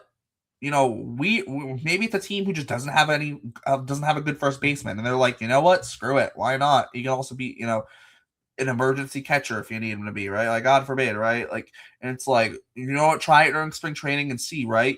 But now he spends the entire offseason with that team, albeit, lockout, change, but like now he spends the entire offseason with that team. Then he spends all of spring training with that team, and they might go, yeah, no, we don't want you to do never this. mind. No, they go, we don't want you to do what the Red Sox are telling you to do. We want you to do this. And then he starts doing that, and then they're like, nah, you're not going to make our opening day roster. Go back to the Red Sox. And then the Red Sox get him back, and it's like, yeah, what they just taught you to do all offseason in spring training, now go back to what you were doing at the end of last year. And it's like, it's like, oh, so okay, we've just sent him back an entire offseason now. Like the Marlins could have a completely different hitting program, and it's like, it could completely, like all of a sudden it makes Brooks Brandon a guy who strikes out 250 times and just hits the ball into the dirt, and it's like that didn't work. Now he's not hitting home runs, and it's like, oh, the whole point of him was to hit home runs scenario, right? Yeah, but like, obviously, but but like it is, it's not, it's one of those things with the Rule 5 where it's, it can absolutely work out for certain teams. I mean, Red Sox with Justin Slayton, right? Like Red Sox with Garrett Whitlock, right? Absolutely can work. But it's, to me, the Rule 5 draft now is almost become, let's take a gamble on a guy who's been injury prone. Right? Oh, this pitcher's had 2 Tommy John surgeries. Yeah, but he might be nasty out of the bullpen. Let's give it a chance. Oh, Ryan Watson looks interesting in AAA. Let's give him a chance, right? Like that's what the Rule 5 is almost turned into now. It's Angel Bastardo, the Blue Jays take him. He needs Tommy John, so he'll recover from Tommy John under Russ, and we'll see what happens, right? Like, I feel like who else was it that had like Tommy John that got taken off the Red Sox a couple of years ago? I'm drawing a blank, and it's gonna bother me. That wasn't Bastardo? Yeah, I feel like there's Noah Song? I feel like there was. I'm trying to remember who is going to bother me now. And it wasn't Noah Song? Song was that was one. Yeah, so I don't know if there was anyone else. I don't remember now. I feel like there might have been someone else, but I'm not 100% sure. I'm looking it up on Slots Process, just looking to see if there was anyone who I'm like missing.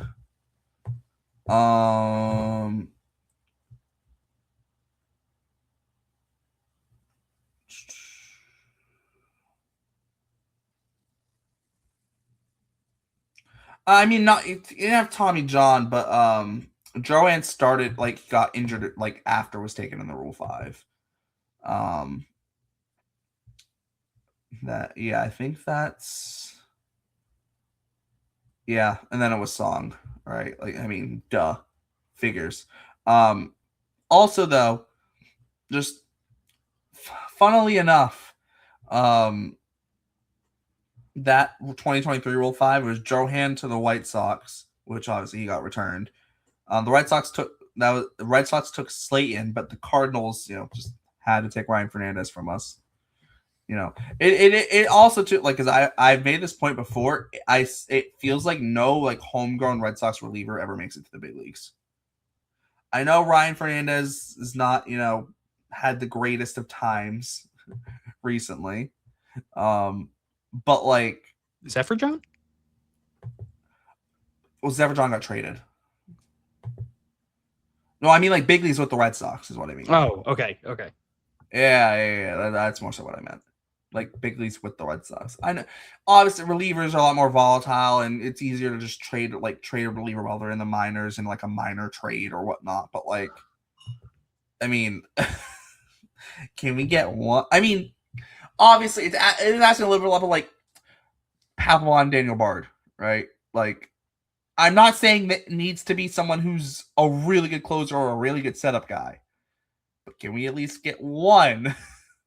And I don't, and I know the Red Sox aren't the type where it's like, we're drafting relievers, but like, even looking like right now at the Red Sox team, like you look at their bullpen right now, and it's like, okay, Wyatt Olds, like you're homegrown, cool, like. It's that like there's something, but like we just mentioned, he might be a DFA casualty. It might be a 40-man casualty, and then it's like Bayo, but like it. Let's be honest, Bayo's a starter who just sucked as a starter this year, and then you look at like, okay, it's like Tanner Houck. It's like cool, like but like he's hurt, also failed starter, in terms of injuries at least, and then you're just kind of looking around. And you're like, okay, like. Who's it gonna be? Like I said, it would just be cool to have a guy just like kind of be like a reliever, just come through, fly through the system. Or maybe not doesn't have to fly through the system. It would just be cool. Don't think. I mean, we had the if Jeremy Williellen can ever be healthy, like for a significant for maybe like 2 years in a row, like maybe, but like it. Unfortunately, doesn't seem like that's going to happen. But like there have been guys where we've had like Luis Guerrero, right? Like, that was a guy. I mean, obviously made it to the big leagues, but like was not like a sustained time in the big leagues, right? Really, like that. That's kind of So I think that's kind of something like that would be cool. I mean, I'll take Bastardo, like at this point, right? Like I'll take Bastardo as a reliever in the big, like that. But like that would be cool, right? Like Bastardo, even Paez, right? Like that'd be cool. Like because obviously we're now getting to the point where between you have Tolley in the rotation, and obviously Bayo too, and Bayo too. Probably next year at this point will be fighting for a rotation spot, and it's like, okay, we got a couple homegrown guys there. Obviously Bennett's not homegrown. He's not a he's not someone who because obviously they traded Paralis for them, but we had that little bit of time where it's like, oh, Paralis might be the next guy. Obviously 1-for-1 swap with Bennett, cool, but like at least for our sake too, because we have so much fun with like the Sadons of the world, right? Where debuts in the Red Sox system, all the way through the Red Sox system into the big leagues, and now look, MLB All-Star, right? He's an All-Star now, right? Like that, that's fun, right? Jarren Duran, right? Hopefully Roman Anthony is gonna get to the we get that first All-Star appearance for Roman Anthony. It's gonna be like cool, right? It's gonna be a cool thing. Like that'll be that's the kind of stuff I like, also too for our show's sake, like because especially too as we get the chance to interview more players as well. Like, I mean, obviously Anthony Ionson's now with the Orioles, and still looks disgusting. But like, like, well, cool. It would have been Anthony Ionson getting the big leagues at some point. And it's like, it's like, yeah, like not only did we were, you know, doing the show from his debut on, like we also had him on the show, like, and obviously there's going to be other guys where those chances are going to come too, but would be kind of fun to actually see it happen. Obviously it's baseball, guys change teams, guys get traded, stuff happens, right? But it would be cool. Other than that, though, I know we're not talking about Bastardo, Pius, etc. Anything else on the pitching side we want to cover? Cool, perfect. Then that means we get to go talk about another guy rehabbing. And this time it's in Portland, and we've already mentioned his name, but it's Roman Anthony. I'll hand it over to you, Hunter. Obviously, I think, what was it, Thursday that the Red Sox didn't play, and it was like, oh, this might be like the most viewed Portland game ever. Considering they're also at home. Well, also to just add in, the other thing too, where like also good for Portland, just the Portland Steelers as a whole. Like that is, you get Roman Anthony rehabbing, that is a packed house. Yeah. And and on Tuesday night, he definitely it sounded less like a packed house and more just like a full blown like packed stadium, like legitimately. Yeah. Like it sounded like an absolute cannon coming off his bat. First off, when he hit that home run. Second, it sounded like a million people exploded when he hit the ball. That was insane. Like it sounded like Fenway Park. Like that did not sound like a minor league stadium. That was awesome to hear the crowd go that crazy. It was really nice to hear. Like, he got a standing ovation every time he came up to the plate. It was cool that like Justin Gonzales was making his Double-A debut. Justin Gonzales gets a hit in his first at bat. He's on first base. They're announcing Roman Anthony coming up, and Justin Gonzales is standing on first, and Roman Anthony's getting a standing ovation. And then I think Roman Anthony walked in his first at bat, or his first plate appearance, I guess technically. And then he singles in his second plate appearance, and then he hits the home run in his third plate appearance. And my Lord, I mean, just again, the sound of the ball off the bat, the sound of the crowd, the excitement of the fan base, just everything came rushing back. There was a lot of discourse of like the fans weren't excited enough about the fact that Roman Anthony was starting his rehab assignment. And I think all the excitement rushed back the moment Roman Anthony hit that home run. It was just like a holy shit, Roman Anthony's coming back moment. Like it was like, wait, Roman Anthony is a demon. We're for a second, people forgot who Roman Anthony was, and it was like, wait a minute, this is Roman Anthony. Like don't get me wrong, he had like a disappointing start to the season, but even in that disappointing start to the season, like sure, he was hitting 229 through 30 games. First off, 30 games, whatever. But also in the 229, he had a 354 on base percentage. I'll take that any day of the week, especially the Red Sox have not had good leadoff hitters like all year. I'll take a 354 on base percentage, man. Like have someone at the top of the order that will set the table. He'll set the table. He'll, even when he is getting out, he will have a good at bat, which is like, you love that. You love having someone who will go up there and isn't going to, pop out on the first pitch or isn't going to strike out on 3 pitches. He's going to make the pitcher work. And he can get some extra base hits. And it's just like, he's going to bring so much to the table. And it's just like in the disappointment of the beginning of the year, and then in like the stretch of the Red Sox, having that big run of being awesome, it's like some people in the fan base, I think, kind of just like forgot who Roman, maybe even with just like, the emergence of like, oh, Anthony Siegler's cool, and like some of like the lesser known players kind of emerging into fun players. Like obviously none of these guys are like superstars or anything, but like the role players having fun roles. and then like Franklin Arias becoming a superstar prospect and all these things. Like, so many different storylines have happened this year that it's almost like people forgot. The like, Adley hey, trade, the Curtis Mead Yeah. trade, which then Yeah. obviously, unfortunately, but like still, like that Like, was a fun one. people time. forgot the Red Sox have this 22-year-old demon, like dude that just breathes baseball, which like this is something that Tyler Milliken brings up a lot. And I will always love Marcelo Meyer. I'm a big Marcelo Meyer supporter. I'm not saying he doesn't have his faults or anything, but I do think that that Tyler Milliken brings up a good point, that Roman Anthony seems to get looped into like the narrative of like he doesn't care about baseball that Marcelo Meyer had. Like, people always view Marcelo Meyer as like the laid back, oh, he doesn't really care and blah blah. And it's like, no, dude, Roman Anthony like lives, breathes, dreams about baseball. Like, this is his life.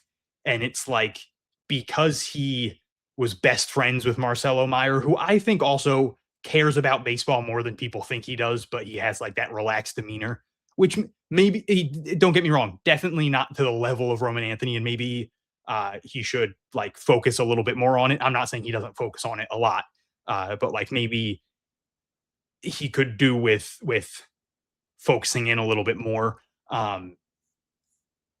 Like, I do feel like that like narrative kind of crept in, and there was like the couple pictures of him like going out and drinking, and people were like, oh, this dude is just an alcoholic and blah. And it was like, dude, he's a 21-year-old millionaire who like was anointed the savior of baseball in Boston. Like, he's allowed to have some fun. Like, is it the greatest optics? Sometimes no, but like whatever. Like, it's gonna happen. I feel like the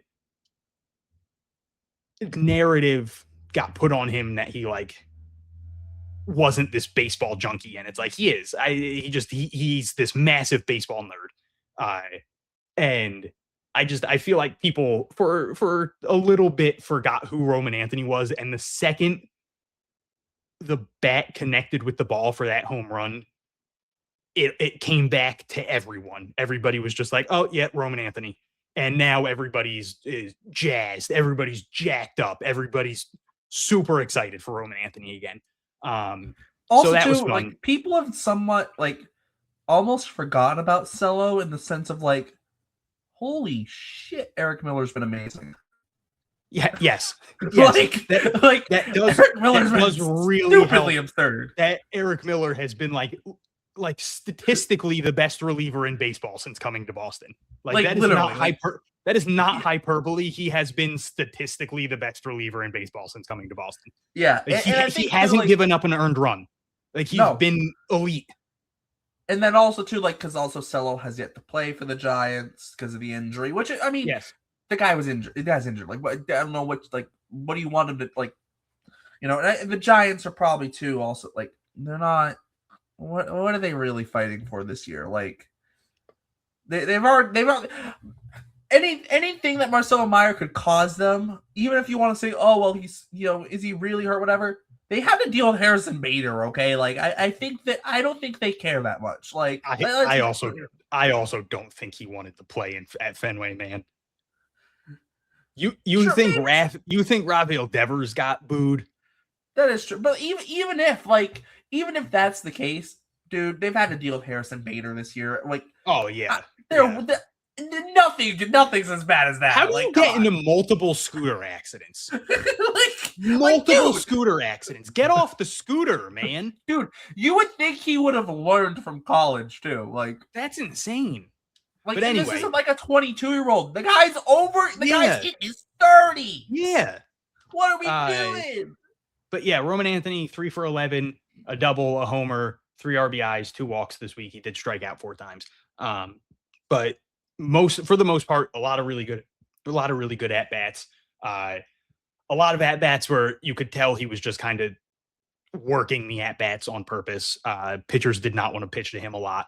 A couple at bats where he clearly drew the walk, like 3-0 counts, and then ball 4, and the ump called it a strike, and it was just like, man, this is Double-A. Like in the majors, that's ball 4, and either the ump calls it ball 4 or Roman Anthony taps his head and takes ball 4.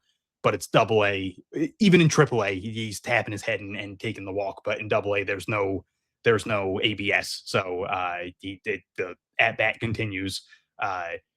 But so the numbers would have looked better if he was in a different level. Now, also, he would be going up against different competition. So there's that. I do want to get on my soapbox for a second here for the second week in a row, I think. I don't remember. I did this with Justin Gonzales the other week. So I apologize. I'm doing it again because, again, there were way too many incels. Emma Tiedemann and Perry, I apologize. I should know your last name. Cattell are phenomenal at their jobs. And they got way too much shit this week because obviously the Roman Anthony home run went viral. And then Will Turner made probably top 5 home run robbery you're ever going to see. That was absurd, bonkers. He scaled the wall. He had an absurd amount of Spider-Man. Yeah, he hung on the wall for like 5 seconds, and then he reached back and robbed the home run, and that also went mega viral. That was everywhere, and obviously they were on the calls, and both the calls were phenomenal. They crushed both the calls. Emma was great both times. Perry had a really good Mario Super Sluggers shout on the Will Turner home run, where she talked about how it looked like he in Mario Super Sluggers, you can rob home runs by like jumping on your teammate's back, and it gives you like an extra boost to rob the home run. And it was like genuinely like a really good spur of the moment. Like that's what that reminded me of. And just immediately, like there's just a ton of incel losers like, oh, women ruin everything. Oh, women shouldn't be allowed to make calls. And it was like, if that was a man making the same exact call, they would have been like, I love Mario Super Sluggers. That was the greatest call I ever. And it's just like, holy hell, man. I also have a interesting point on this. I brought this up with Jason, and women in broadcasting any sport are going to get slandered more because they're women. But in like minor league baseball specifically, I don't know why. Maybe it's because like there's just so many levels of minor league baseball, and this isn't women, and this is in general minor league baseball. Sometimes the mic quality makes a good call seem kind of bleh because the mic quality just kills the call. Oh, like you see, Portland's like you'll mic see quality usually isn't great. They have fixed their mics. They fixed their mics, so they've gotten a lot better. Even like this isn't just Portland. This is like just in general across minor league baseball, especially when you get to the lower levels of minor league baseball. But like Salem's video quality is terrible. Yeah, like that or something like that, right? Like, but like it's just minor league baseball. Right? It happens, but like even like this is just an in general thing, right? Sometimes like the mic quality can make a really good call just meh, okay, or because and unfortunately it sucks because like Emma Tiedemann, great at her job, but because she's a woman, they're gonna be those your internet losers who come out. Women, blah, blah, blah, blah, blah. They ruin everything. They shouldn't be on the. It's like she's great at her job. Like, what are we doing here? Like, if it, and this is the reason I put like the mic quality too is also like if a guy makes the same exact call as a woman broadcaster, you're not gonna have the internet incels going, oh, guys ruin everything. Guys shouldn't be calling it, right? It's not gonna happen, right? Yeah, and. Also, like I said, like Portland, they have fixed their mics, thankfully, because there's been times in Portland where it's like, oh my gosh, the mic quality's that's a rough one. But like it's not on the that's not also on the broadcaster either. Like I said either. But like it does happen. Like this isn't a Portland thing. This is a minor league baseball thing where either the audio quality isn't good or the video quality sucks or whatever it is, right? Just happens. But yeah, no, what are we doing? Like Perry Kaitai, by the way. Sorry, I wanted to get the name right. But like, it's just what are we doing here? Yeah, it's like even the women in, I can't think of what they call it, but the one Red Sox game a year where they do the women in the booth. and the amount of people that are just like, oh, I guess this is the game I'm not watching, and it's like, holy shit, dude, like, grow up. It's one game. They do a good job. It's a regular Yes. game. Emma Tiedemann is like literally wins awards every year. Like, she's very good at her job. I talk to her every year. Like, I go to a ton of Portland games, like in Reading and stuff. She's an incredibly nice person. She's very good at her job. Like, it's so absurd. It pisses me off so much. Not to be like one of those, like, I'm not trying to like white knight or anything here, but it's just like, it just blows my mind that there's still people that just like actually feel the need to like, who are you trying to impress? I don't know if you're trying to impress someone or what you're like trying to like get your bros to be like, yeah, man, hell yeah, dude, women suck. But it's just like, I don't know, just grow up, man. Like, Yeah, it just amazes me that like in back-to-back weeks, I have to be like, don't be racist and then don't be sexist. Like, what are we doing, man? Like, holy hell. It's a mess. It's a mess. The other thing too, I also like and also don't be homophobic, because I also had weirdos in my comments being homophobic. So just don't be assholes. I don't know. Just goddamn, dude. Like, come on, figure it out, guys. The other thing too, like, it was funny too, like, there are like like, you can make fair critiques of anyone calling a name, whether it's man, woman, whatever. It doesn't. You can make a fair critique, right? Like, if like what was it?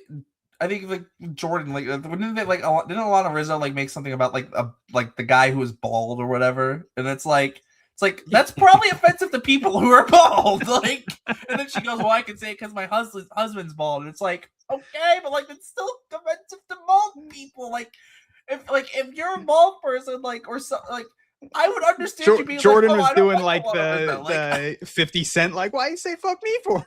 Yeah, like literally, it's like, okay, I get it, and that, like, okay, like that, something like that's like, okay, I kind of get it, right? Or even like people have been on Dave O'Brien for years for some feeling like not having enough energy, right? At times, and it's like, that's a fair critique, right? Like, okay, cool, like, we're not like if you're a type of person that says, you know, like, if you have a fair critique on Emma Tiedemann, sometimes too, like, you know, because nobody's perfect, right? Nobody can be perfect, right? But unfortunately, a fair critique too, and sometimes is going to sound like, oh, you're just saying that because she's a woman, right? And it's unfortunate too, because like I said, nobody's perfect, and honestly too, and sometimes I think critiquing broadcasters sometimes is a little bit like, what are we doing here? Because, like, let's be honest, why should I be critiquing a broadcaster? I can't do what they're doing. I can't do their job better. Dude, I'd be so bad in a booth. There's no shot I wouldn't say something inappropriate by accident. No shot. Yeah, and like, you're telling me if I'm in the booth and Justin Gonzales hits a 500-foot home run, I'm not saying a profanity by accident. No shot. Or not even a profanity, making like a reference to something, or like just like be like Justin Gonzales hits one 700 feet. There's no chance I'm not saying like he pissed on that baseball. Like, I'm not like cursing out the pitcher, calling him a loser. It's not like no chance. Like, there's no chance I'm not saying that. Or like Franklin Arias, like when Franklin Arias was getting like intentionally walked or something, like in Double-A, and it's like okay, what a loser. I'm calling the coach a loser. Yeah. Like, what are we doing? Like, what a loser. Like, it's like, yeah, we would not survive that. But like that, like, there are fair criticisms to make of people too. Why are we making criticisms when like the thing too is like Dave O'Brien, for all the criticism he faced, like, and even still does, like, he's one of, you know, how many guys who call Major League Baseball games, and there are worse broadcasters doing Major League Baseball games than Dave O'Brien. Yeah, or worse. That's one of my 30 teams. Like, that's one of the biggest compliments I'll give to Lou Merloni, is he's very clearly such a massive fan of the Boston Red Sox, and he does such a good job of like showing his emotions, but also not letting them get the best of him. Because again, I would have such a hard time not being too emotional in the booth. And like, sometimes he'll get emotional. Like, I give him credit when they were showing the Devers, like they were showing Garrett Cole being a dweeb and doing the four fingers and the point. and he was like, what a loser. Like, he thought this looked cool and he looks like such a dweeb. But like, he'll like let those emotions get to him sometimes, but he doesn't let it go overboard. Like, if the Red Sox got walked off on, I promise I would like be crying. I would drop the F-bomb 3 times in the booth if the Yankees hit a walk-off on the Red Sox. No shot. I'm not just jumping. I'm not swan diving out of the booth. But like, well, I give him credit for being super emotional, but like not letting it get the best of him, because also he's clearly to be a homer as well and find the right balance. Because like, I'll use an example with the Bruins, right? Jack Edwards for so long was like, he was the Bruins guy, but he was such a homer. If you weren't a Bruins fan, you hated him and thought he was terrible, right? Like, and I mean, or even the who's the Charlotte Hornets broadcaster? Eric Collins. He's incredible. It's Eric Collins. I love him. I love him. Oh, I love him. But like, there are people that will be like that. He'll do it for both sides, though. Like, yes, they'll be playing. I'm a Pelicans fan, so they'll be playing the Pelicans, and like Trey Murphy will hit a 40-foot 3-pointer, and he'll diddly dee Trey Murphy, and it's like, all right, man, like, cool. Definitely. I mean, there's different ways. I mean, or like the Scary Terry 2 Beauties is one of those, like, okay, this dude's definitely rooting for the Hornets, but also like, fair. What a great call, like, on that one. Or LaMelo Ball. Whenever LaMelo Ball went nuts, oh no. I think it was when like Karl Anthony Towns was going crazy, and Karl Anthony Towns had like 60 points on him, and he was just like, oh my god. It's like, but like things like that. It's like, broadcasts are always going to be divisive too, because like everyone's like, oh, like, or like you have the people who are like, I want the old school broadcaster. I want the Vin Scully's back. And it's like, dude, you're not getting that anymore. Like, just no, not happening. A take I will admit I was wrong on is when I was younger, I hated Hawk Harrelson, the Chicago White Sox broadcaster. I didn't like him because I thought he was too biased, which he was. But now that I'm older, I love biased broadcasters. Yeah, especially like he was like biased, but it's like, he was the Chicago White Sox broadcaster. Yeah. He should be biased. Like, I want the Boston Red Sox announcers to be like, screw the Yankees, dude. Like that's what I want. Like, people made fun of Michael Kay when he was like, why are the Red Sox fans chanting Yankees suck? Which, like, yeah, he looks like a dweeb now, but like, I mean, he is, but like, but also, like, I'm sure Yankees fans were like, yeah, dude, why are they chanting that? Like, Yankees fans probably loved that he did that, because at the time the Red Sox were like 15 games back, and they probably thought that the Red Sox fans looks like dweebs for that. So like, that's what I want out of. Although, to be fair, them sucking has nothing to do with their record. Like, yes, fair. I completely agree with that. Like, that's not the point of the chant. Like, yes, but like, win a championship in 90% of your fan base's lives, and then we'll talk.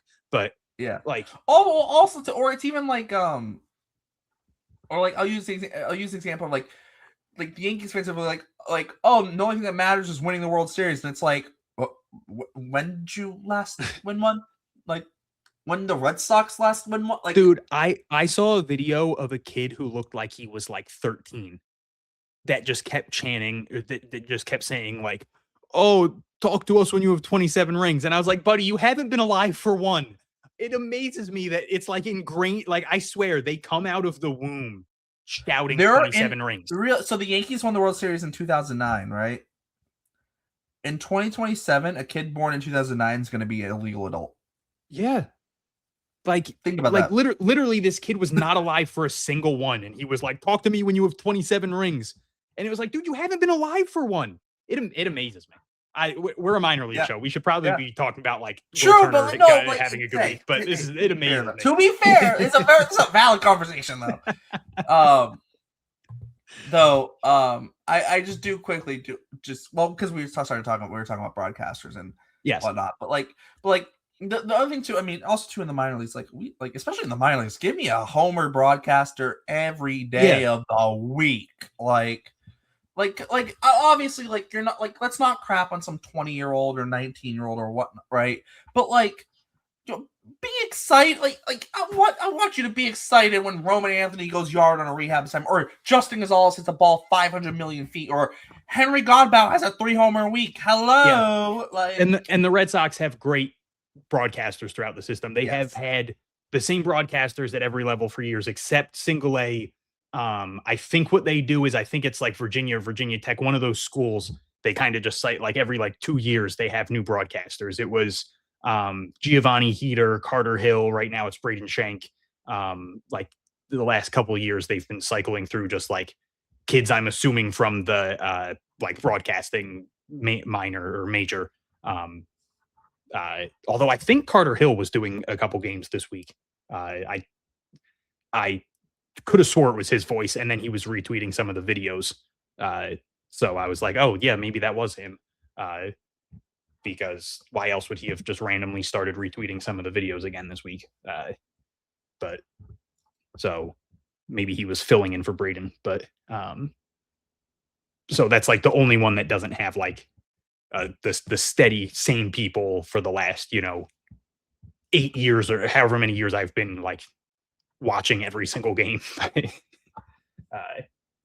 But yeah, I in all the years I've been watching, obviously I'm biased, but the Red Sox have not had bad broadcasting in any of their leagues. So, and they've genuinely, I'm not just saying this, Salem has always had good broadcasting. Like all of the I'm old now, so I'll say it, all of the kids that they've gotten to do the broadcasting at that level have been phenomenal. So Virginia or whatever school it is that they're getting them from is knocking it out of the park. Yeah, and just too, like while we're just kind of on the topic too, like it's one of those things too, like I said, like it goes back to the thing. Everyone talks about Dave O'Brien not having enough energy in the past, in big moments. So why are we getting upset at our minor league broadcasters for having energy? Like what are we doing? Like those two those are contradicting. Like you can't be mad at one for not having enough energy and be like, oh, she's getting too excited. It's like, what are we doing here, dude? Well, like, come on. You said the operative word, she, but yeah, well, true, but like whether it's he, she, they, anything does not matter. They're people, right? Like, what are we doing here? Like, not to try and get, but like, legitimately, doesn't matter. Man, woman, any person. It is a person doing the call. Unless we have an AI system doing a call, berate the AI system all you want. But until that happens, which at that point I'll stop watching. but or just watch on mute, right? But like at that point, like until that happens, which I hope it doesn't.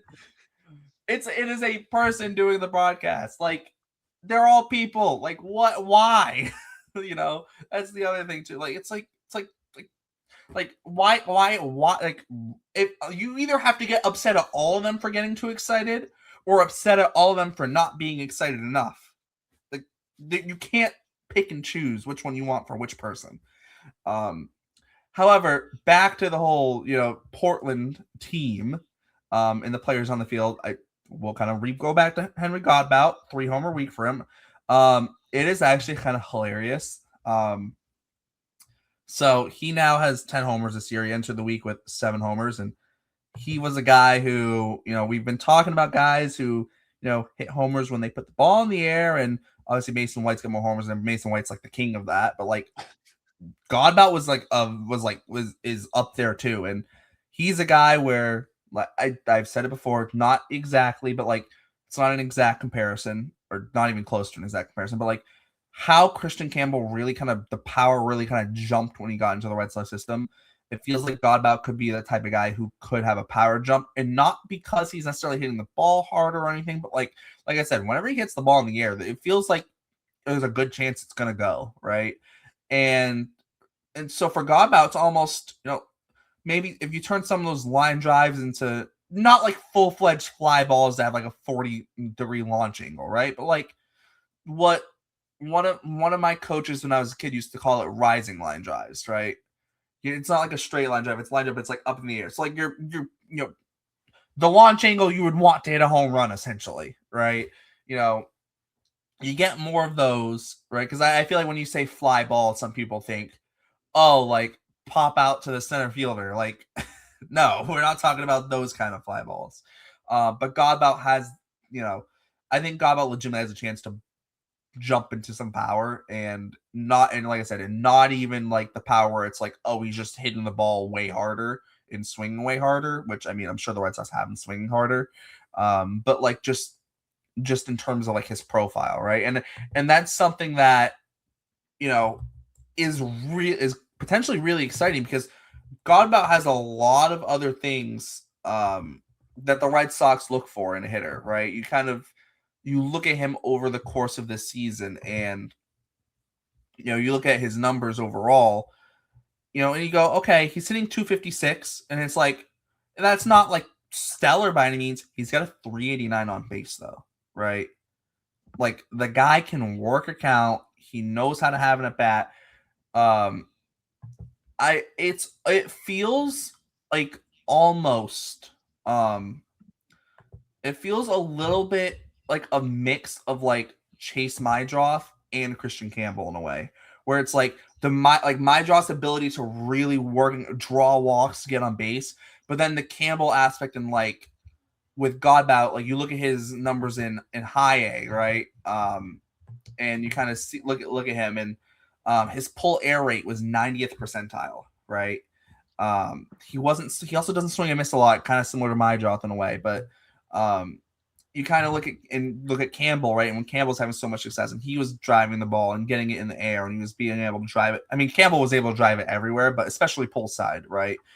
And you see Godbout, him pulling the ball in the air, his pull air rate being 90th percentile and high A. It's like there's a chance to jump into Spyro. And he's almost, it feels a little bit, like I said, a little bit of like, obviously they're not exact comparisons, but the feel that I get is a little bit of both those guys. Like I said, with how Mydroth can work in the back, he's not chasing, he'll take his walks. And then the Campbell side of things where it's like Godbout came into the system as more of like a guy who's like, yeah, he's going to hit for contact, he's going to get on base, but maybe there's more power there. And it seems like that more power is there. It's just, like I said, it's now how do you tap into that power, right? Obviously Campbell skyrocketed, right? Godbout hasn't had that same skyrocket, but like I said, those vibes are kind of there where it's like, oh, if he can tap into some power and keep the approach he has, like it's gonna be fun, right?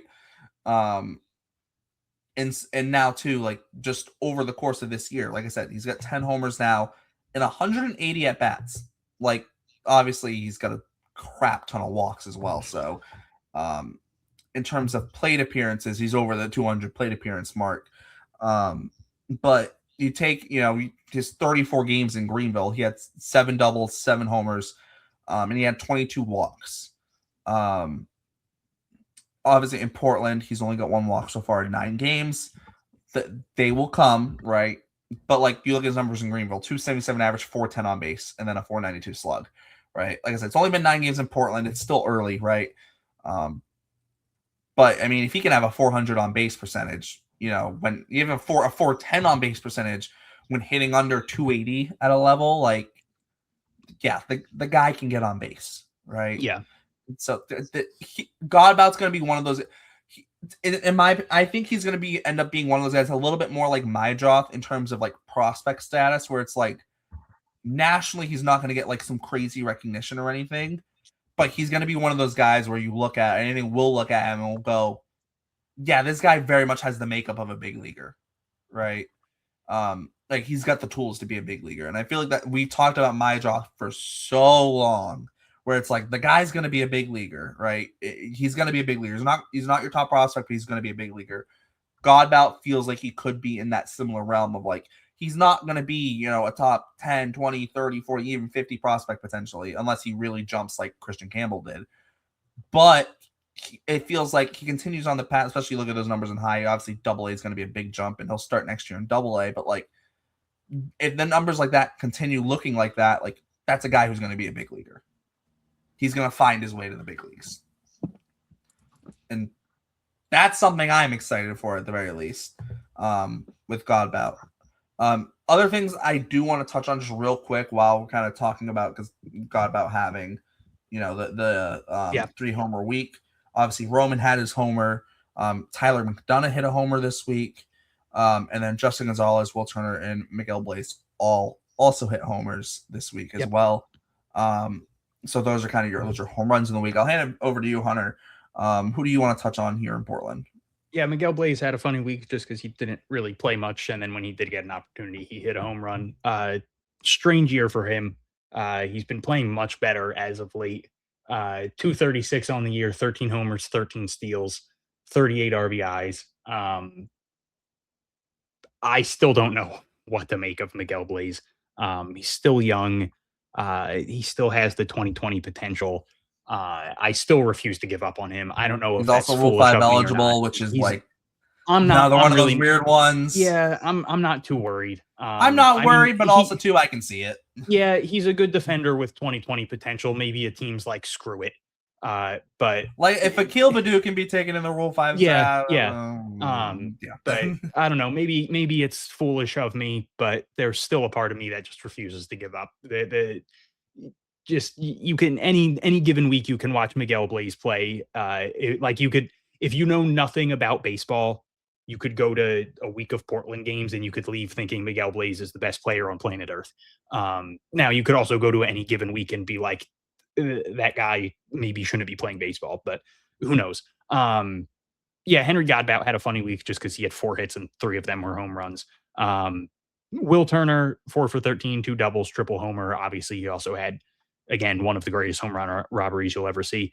Hilarious season from Will Turner. He's hitting just 190 on the year, but he has a 375 on base because he has 75 walks this year. Strange player, like 375 on base is great. 190 like batting average. It's like the minor league version of Joey Gallo, but like even more extreme with the walks. It's so weird. Yeah, but he's also great defensively, as Joey Gallo was. At least, more so in a corner outfield, but still. Yeah, like 190 obviously isn't going to cut it, but 375 on base is really good. He's got 14 homers, which is really solid. Obviously with a ton of walks, like he has a lot of really good at bats. They sometimes will bat him like leadoff. He's got 17 steals. He plays really good defense in the outfield. He's made a ton of really good plays this year. He's robbed like 3 home runs this season. This wasn't a one-time deal for him. So I don't know. Like he's someone to keep an eye on. Just like as an under the radar guy, obviously like a little bit less under the radar now that he's like made one of the best plays you'll ever see. But like still under the radar, just in the sense of that batting average isn't gonna excite any fans, but everything else is like, I'd imagine he's someone that gets talked about internally a little bit as just like this guy's a little intriguing, right? And then Justin Gonzales, obviously we talked about a tiny bit, but he did make his Double-A debut this week, 5 for 16. He hit a triple, he hit a homer, drove in a run, scored 5, stole a base. Really cool that he got to make his Double-A debut with Roman Anthony rehabbing. Like his first Double-A game, he bat leadoff in front of Roman Anthony. Like I said, singled in his first at bat. It was standing on first base while Roman Anthony's getting a standing ovation. Second at bat, he singles, again standing on first base while Roman Anthony's getting another standing ovation. Second game, he hits a homer when Roman Anthony's not playing.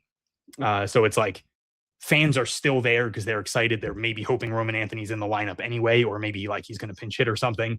I mean, people are also still there for Justin Gonzales. Like he is a top 100 prospect in baseball.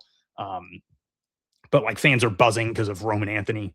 And it's like, oh, there's also this freaking behemoth here. And like, it's I talked about it last week when I talked about like, oh, it was cool that like Mikey Romero had a big week or maybe it was 2 weeks ago, Mikey Romero had a big game when Adley Rutschman was rehabbing. Like Mikey Romero had that 6 for 6 game in Adley Rutschman's first rehab game. And Justin Gonzales kind of did the same thing here, where it was like Roman Anthony's rehabbing, and now I'm making my Double-A debut week, and I'm gonna hit a triple, I'm gonna hit a homer, I'm gonna have 5 hits, I'm gonna steal a base, like I'm gonna show you guys, like, hey, I'm a top 100 prospect, I'm legitimate, you guys should be really freaking excited about me. So it was really fun to see. The hype around Justin Gonzales just gets bigger and bigger and bigger every week, every game.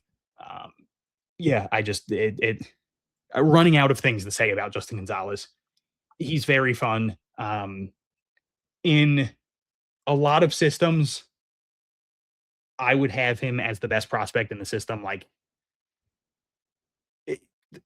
there's so many scenarios where he becomes such a terrifying, absurdly good baseball player, just like a high average, gets on base, like absurd OBP, hits a ton of home runs, can steal a couple bases, elite arm in the outfield, or plays a solid first base, whatever it is.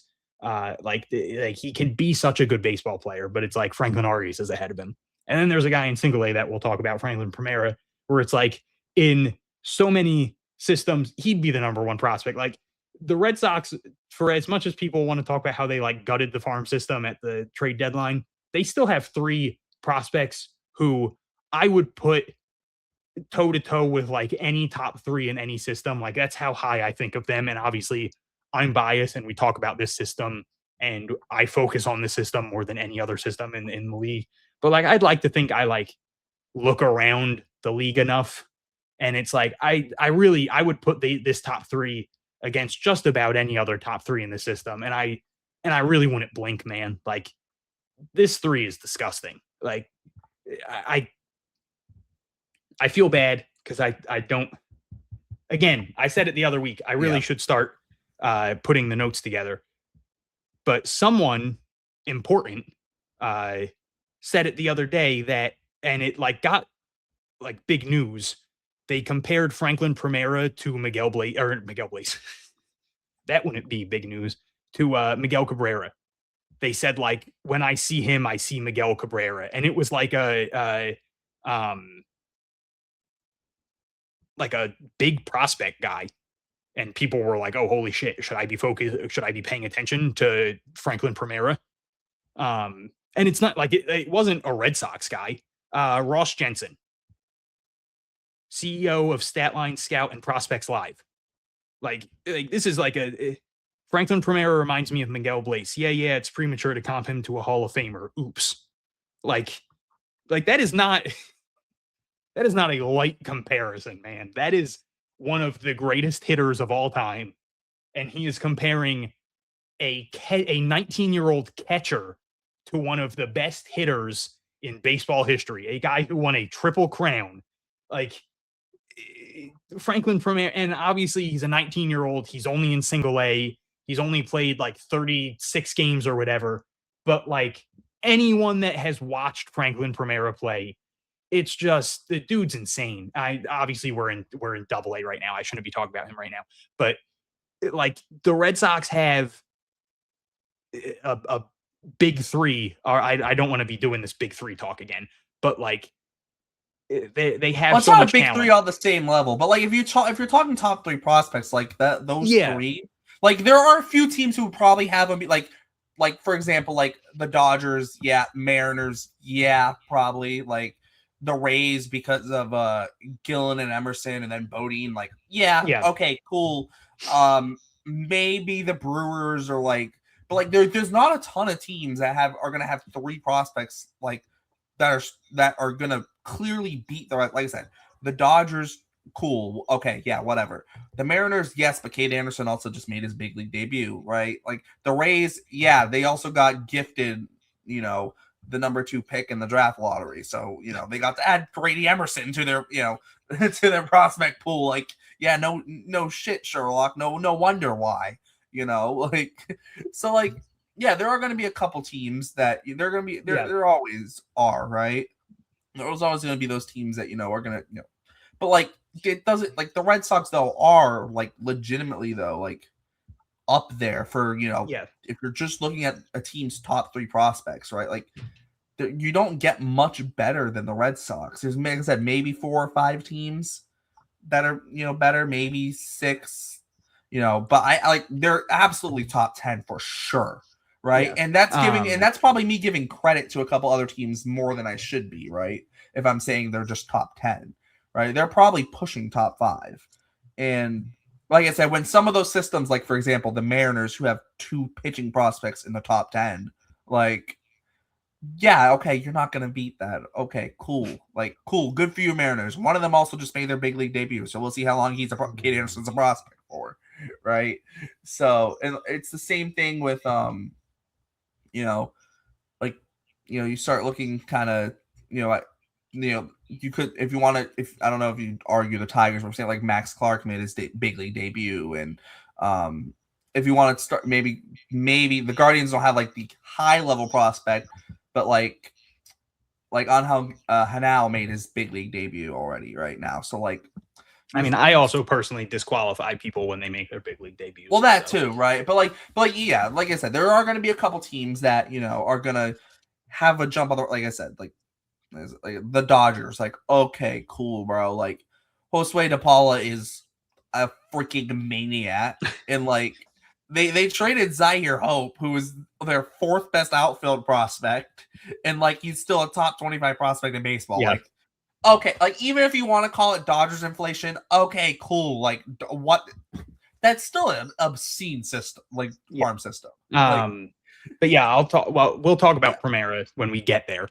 Yes. But my point being, really cool to see Justin Gonzales do Justin Gonzales things in his first week, because last week when we talked about Justin Gonzales getting promoted, we talked about how good he's been in high A, and how good he had been recently, and just like the hype that had been building around him, and just like that little fear of like, oh, there's like this big spotlight on him now, and like we knew Roman Anthony was going to be rehabbing, and it was like, is there that chance of like, oh, Justin Gonzales struggles in his first week, because high A to Double-A is a pretty big jump, and like, oh, Justin Gonzales goes 1 for 15 with 7 strikeouts, and people are going to be like, this guy sucks, and I can't believe people bought into the hype. And it was like, all right, man, it was one bad week when he's adjusting to a new level, and now people are acting like a bad week means that he's bad. So it was cool to see him with a pretty significant spotlight on him. Like we talked about when we were talking about Roman, how Hadlock Field sounded like Fenway. Like that's how crowded it was and how loud it got when Roman hit his home run. Like that was not an insignificant crowd. That was probably the biggest crowd Justin Gonzales ever played in front of. And like he performed in front of that crowd, and he performed very well.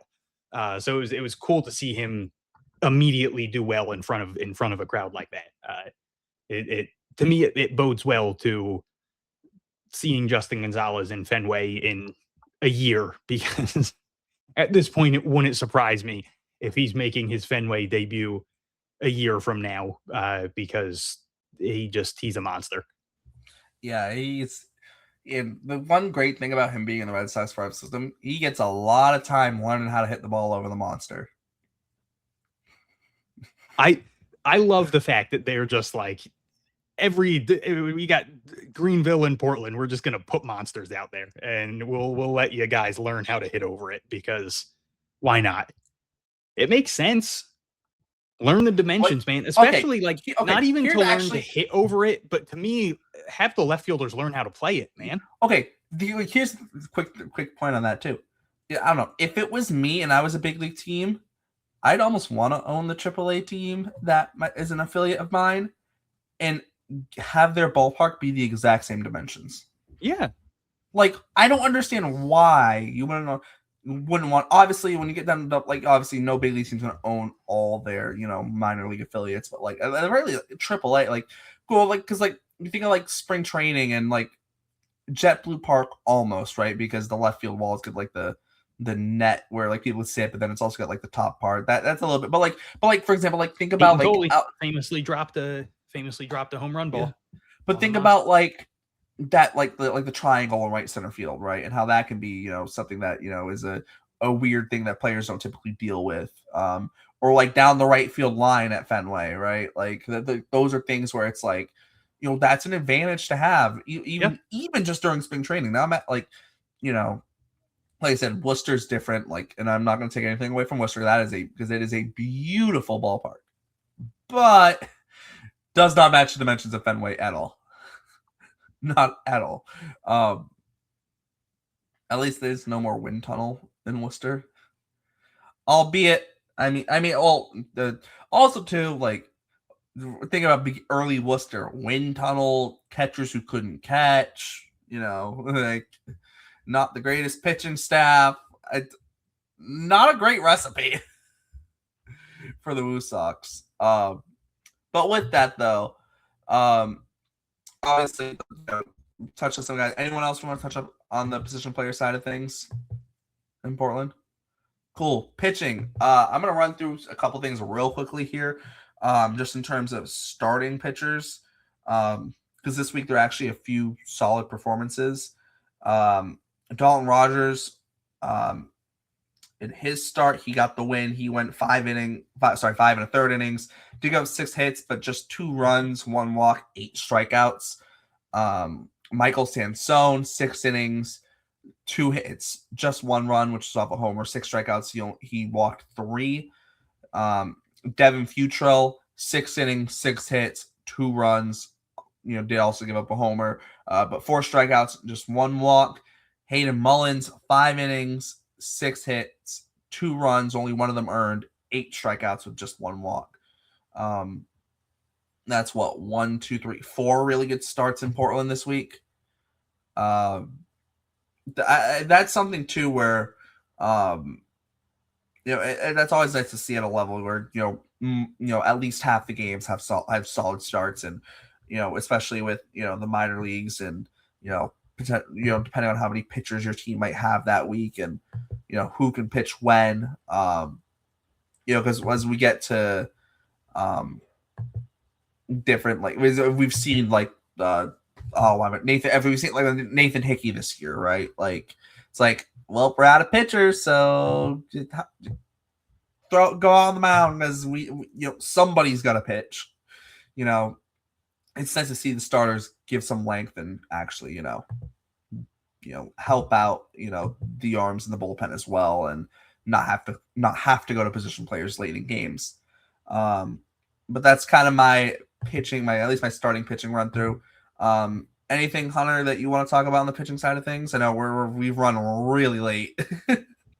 Yeah, no, I'm good. Just because I feel like we still have a lot to talk about at the other levels. So perfect. All right.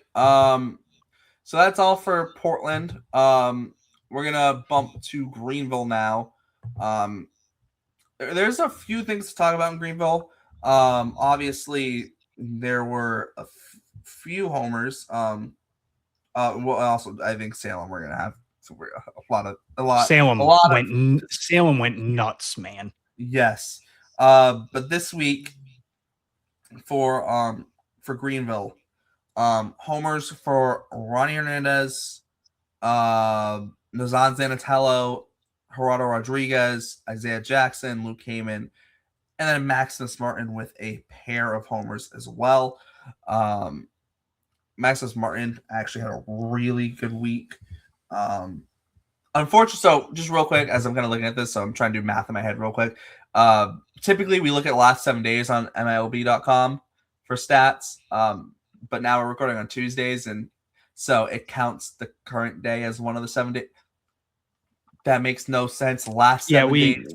We have learned today that we're gonna have to screenshot them on Monday. We're gonna have to figure this out because it messes up the. Luckily, I have my prospect watch that kind of helps me out, but I still don't have all the players on there. So yeah, but hey, we know screenshot them on Monday or write them down on Monday or something. But no, it was a good week for Greenville on the offensive side of things. Like I said, a lot of was it 1, 2, 3, 4, 5, 6 guys hitting homers this week.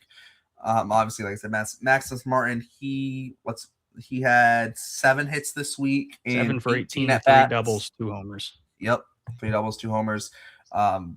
He obviously friend of the show, Maximus Martin. Actually, let's throw that in there first. Actually, he's had a really, I don't know what the right term would be. Weird year, I guess. Like he's had some injuries here and there. He's had some struggles with it, with those injuries as well. Also, around those struggles. But, having a week like this, like he did this week, the hope obviously for him is going to be stay healthy the rest of the year and just just keep going pretty much. Like I said, it's been a weird year for him. Like I said, he's only played, he's only played how many games? Like he's played 22 games in, affiliated ball. He had the 11 games in rookie ball. So like he only played 22 games. Like obviously, not the year he would have hoped to have had, but I don't definitely like kind of down the stretch, stay healthy, perform. Like obviously, if he has another week like this week, next like this upcoming week, or technically this week, right? We're already on Tuesday, or it's already Tuesday now. Continues playing like that, this week, next week, right? We could be looking at like a Max Martin kind of end of the season run where it was, if he stays healthy, between his how many games this week is 4 games this week. And then, maybe picks up another, however many games it is over the next couple of weeks. And you look and go, oh, like that's a good, few week stretch from Maximus Martin to end off the season. And he's healthy going into the offseason. That would be huge for him. So that's, that I think that's going to be the biggest hope for him. But he had a very good week this week. So I feel like that I definitely want to touch on that. I'll throw it over to you, Hunter. Because I know we are, like I said, we are closing on the 2.5 hour mark. I'll just run through quick. Like you said, Maximus Martin 7 for 18, 3 doubles, 2 homers, just hitting 184 on the year. But yeah, it's just been like he really struggled when he first came off the injury, but I mean he missed a heavy part of the season. He just like clearly his timing was off at the start. He's getting back into it. It was a lost season for him. It really sucks. The injury took a lot longer than I think people were expecting. But Luke Heyman also had a really good week, 7 for 15, a double, a homer. Both of them hit home runs in the same inning, both of them to the apartments. Maximus Martin's home run actually landed on a balcony at one of the apartments. I think that's the first time I've ever seen that, where it actually like landed on one of the balconies. So that was cool. But both of them have just been terrorizing baseballs for the entire week, really. I mean, they both had 7 hits. They both had at least 1 double. They both had at least 1 home run. And Greenville's been kind of like,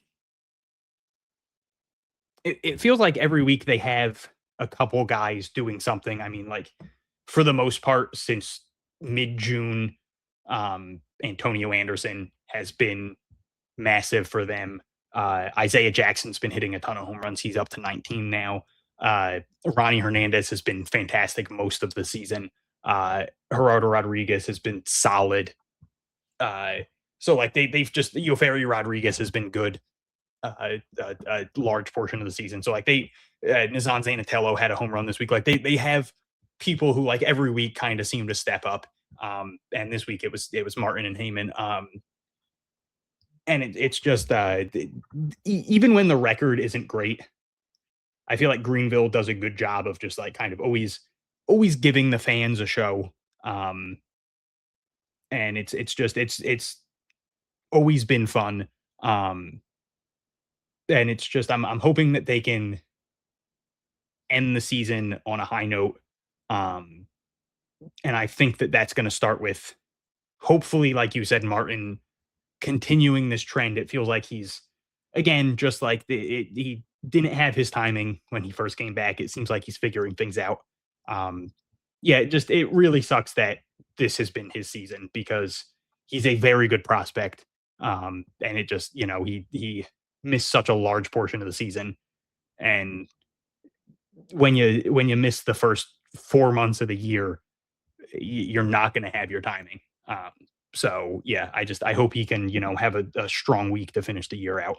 And then is there anyone else hitting wise for you? No, I'm all set No. on the hitters.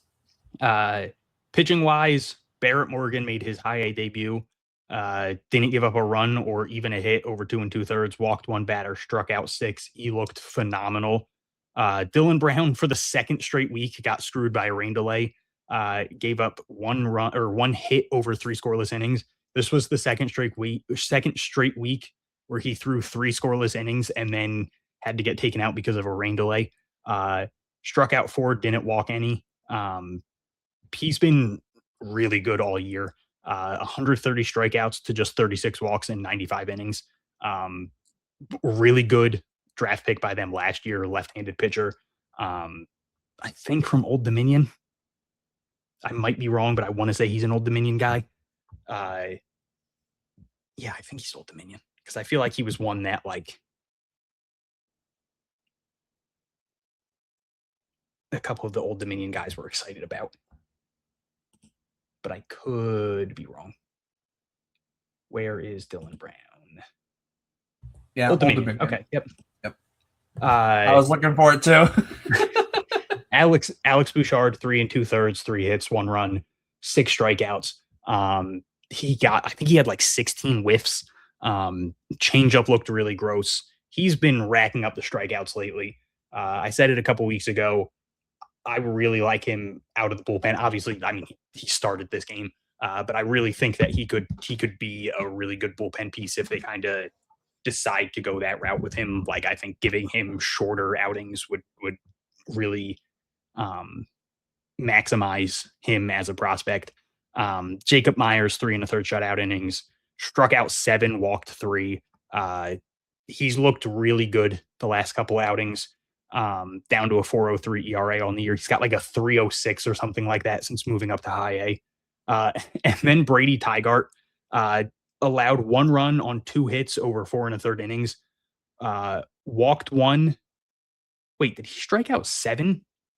No, I'm sorry. He struck out 10 batters. I was going to say, I think I messed that up. Yeah, struck out 10 batters.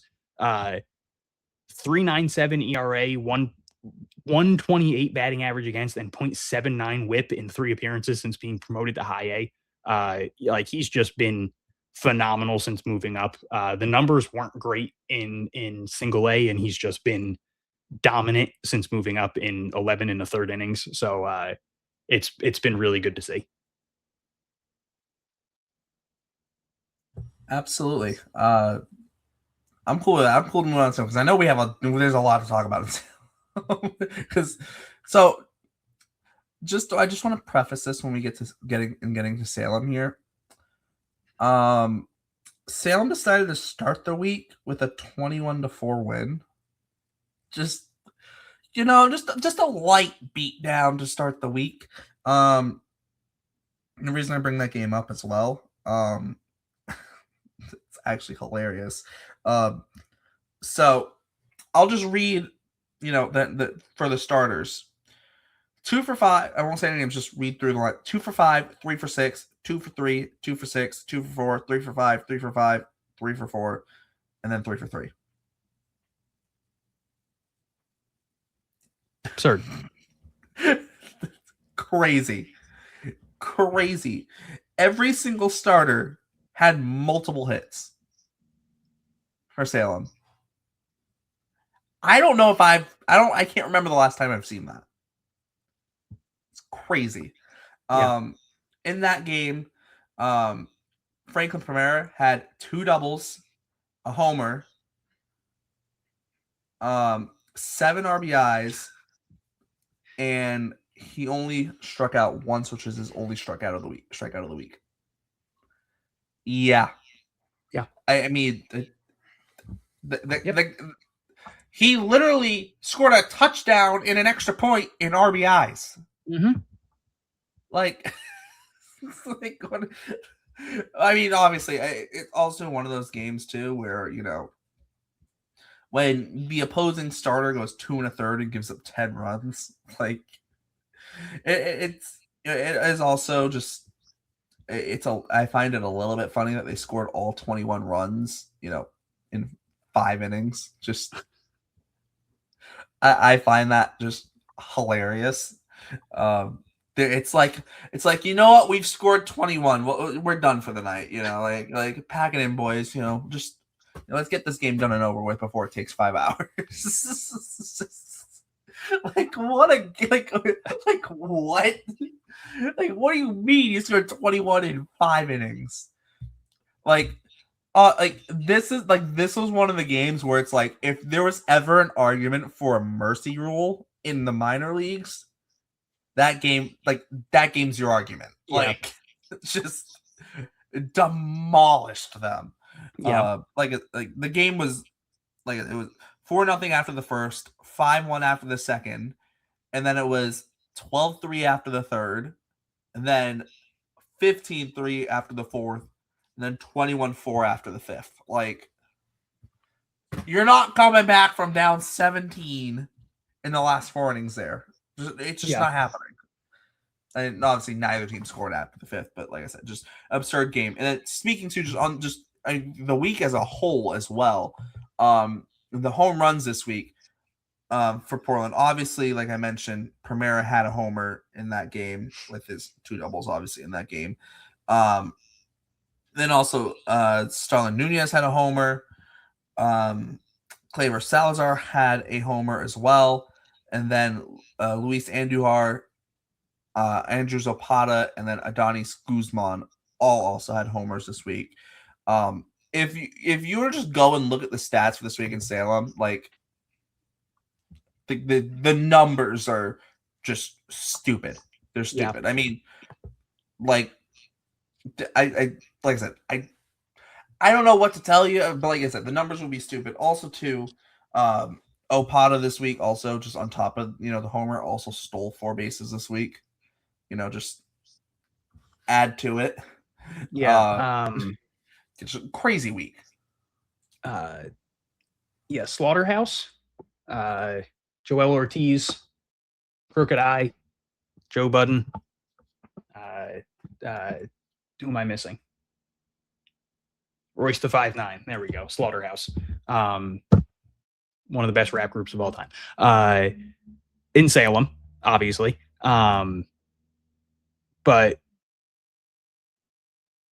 it was absurd. Like D'Angelo Ortiz went 3 for 10, had a double, walked 3 times, didn't strike out, had 6 RBIs. Like that was one of the worst weeks or worst performances of the week. Like that's a fantastic week, but it's like cool, I guess. Like Adonis Guzman went 7 for 10 with a double and a homer. 7 for 10. Yeah. Also, too, just to make it even funnier, so you win 21-4 the first game of the week. You're like, oh, that's great. The next night, they just decide, yeah, we're just gonna win 8-0. Just just like even that's more that's the thing. They dominated offensively. They also dominated pitching. Like it's not like they were winning shootouts. They also weren't they giving had up the runs. game on Thursday where they lost 11-10, but then they lost Friday 7-5. It's like, okay, cool. It's like but like there's then they win 15-9. Yeah. And it's like guys, it's like, oh, you don't have to score, average 10 runs a game. Then obviously the last game, and they got their the Wilson Warbirds got their payback. Also, what a terrible name for a team. You mentioned the home runs. I believe they said they're at 99 home runs, which is like 5 off the franchise record for home runs in a season. I think they said it's 5 off. So if they hit at least 6 this week, they'll set the franchise record. So it's definitely possible. Adonis Guzman 7 for 10, homer, double, drove in 5, scored 4, walked more times than he struck out. He's hitting 262, 450 slug, 375 on base, 13 doubles, 10 homers on the season. Andrew Zapata 7 for 17, 2 doubles, homer, drove in 7, scored 10 runs this week, stole 4 bases, struck out or walked more times than walked as many times as he struck out. 260 batting average, 374 on base, 404 slug, 13 doubles, 3 triples, 10 homers. He scored 76 runs this year. He's stolen 49 bases. He's driven in 53. This dude was an undrafted free agent. Like that is a hell of a signing by whoever signed him. That is a phenomenal pickup. Like he's got legitimate pop. He's a really good defender. He, again, stolen 49 bases. He draws walks. Like the only like legitimate like thing that he needs to really work on is the strikeouts. Like that's been an issue for him. But everything else, like this guy could be a legitimate prospect if they work on a couple things. Again, mainly the strikeouts, but like just a hell of a pickup. Obviously, I know it's single A, but like this was such a good first year for him. He needs one steal, man. Get 50 steals, please. He's got a week. Just get him that one steal. Josue Brito had a really good week. He's been phenomenal since getting up there. Again, like I don't want to say disappointing year in the FCL, but like disappointing in terms of what he did in the DSL the year before. Colton Coates had a really good week, 7 for 14 with a double and a triple. Switch hitter, so that's just always fun. He drove in 5 runs. He scored 4. Franklin Primera, obviously you already mentioned him, but he finished the week 8 for 20, 2 doubles, homer, 9 RBIs, walked more times than he struck out. 344, 485, 531 since being promoted to single A. That's unreal. Again, a guy with more walks than strikeouts on the season. He's not human, man. Again, I was talking about him being compared to Miguel Blaze. Like this is a 19-year-old catcher. You mean Miguel Cabrera, not Miguel Blaze? I did it again. Yeah, Miguel Cabrera. Like again, I get it. He's in single A. He's 19. He's got a long way to go. Like it's absurd to compare him to a Hall of Fame guy who won a Triple Crown, who was one of the best hitters of all time, who was over 500 career home runs, blah, blah, blah, blah, blah. But like, first off, it's not me comparing him. I'm not saying this. This is someone else saying this. But like, my point just being like, there are other people outside of the Red Sox realm that are just like, holy hell, man. Like, just everything about him just screams absurd talent. Like, and again, this is a catcher that people are like, this guy can hit. Like, so even if he doesn't stick at catcher, which there's no reason he can't, like he has the talent to stick at catcher. But just like the hit tool is so legitimate. Just there's no reason to not be way too giddy about Franklin Primera. And then, yeah, Luis Andujar, just like the exit velo is very real. He hits the hell out of the ball. He's been stealing bases a decent amount, which is nice. He hit a home run and then was jawing at the pitcher going home, like between third and home. I don't know what happened there. It was like when Salem was coming back in the game, so I don't know like if Salem was just getting a little chippy. I don't know what happened, but so like the benches kind of started to clear and then everything was fine. But just always fun to see a little life from the minor league teams like that. But after like that first like 3 really bad weeks, Andujar is really settled in. He's someone who I am very bullish on. Like it's just like 18-year-old who just it did not take super long for him to adjust to single A life. So yeah, Salem just, I mean, they've had a really good year, man. Yeah. Also, offensively, like after I do also want to add to. I feel like it was like I don't know if you were as shocked as I might have been, but like, I feel like I was kind of shocked to see Martin Sheelar get like bumped up to get put in Salem as well. Like that feels like very like especially just considering the fact that like him signing out of high school as well. Like yeah, feel like it's like I mean like, I wasn't expecting it. Yeah. I mean, they did sign him for a buttload of money, so true. Maybe they just thought, hey, let's throw him in there for the last 2 weeks of the season just to see what happens. Not a great week for him, but I mean, he did get his first single A hit. He did get his first single A RBI. Yeah. I thought he's got one more week. Like they also like Matushinsky's still like yeah, like he didn't get like that's more so like to me it's like. You're like I'm not saying it's like you're picking one over. I'm not saying that, but I mean like it just find it interesting that like you know you're putting Sheelar there, but then like Matushinsky isn't going, and not like we don't know. Like maybe Matushinsky might have been. Who knows, right? Who knows? Maybe there's a million factors. It could be exactly. Yeah, we don't know. Injury. They don't think he's ready yet. Like they're working on something. it could just be roster space. You know, Sheelar's an outfielder, Madazinski's an infielder, and they're just like, hey, we have 900 infielders and we don't have a ton of outfielders. You know, which like is they have like 50 million catchers. That's more so the thing in Salem. Because Primero, obviously, like he's going to be your primary catcher, and they still have Salazar, Guzman, and Musset. Although, like how much the other guys are catching is minimal considering. And they're all hitting, so you have to try to play all of them a little bit. So exactly, but the offense was absurd. The pitching was fantastic. Sadbiel Delzine, another guy who got screwed by the weather. 3 innings, just gave up 1 hit, no runs, 5 strikeouts, didn't walk anybody, only threw 40 pitches, and then lightning struck. They got a weather delay for like 90 minutes or something like that, so obviously he didn't return. Really sucks because, again, only 40 pitches. Like, this was more than likely going to easily be his longest outing. Like this, it looked like we were about to see like a generational gem from Sadbiel Delzine, and instead we got a 40-pitch outing. 2.50 ERA, 2.09 batting average against, 111 WHIP, and 5 starts in Single A.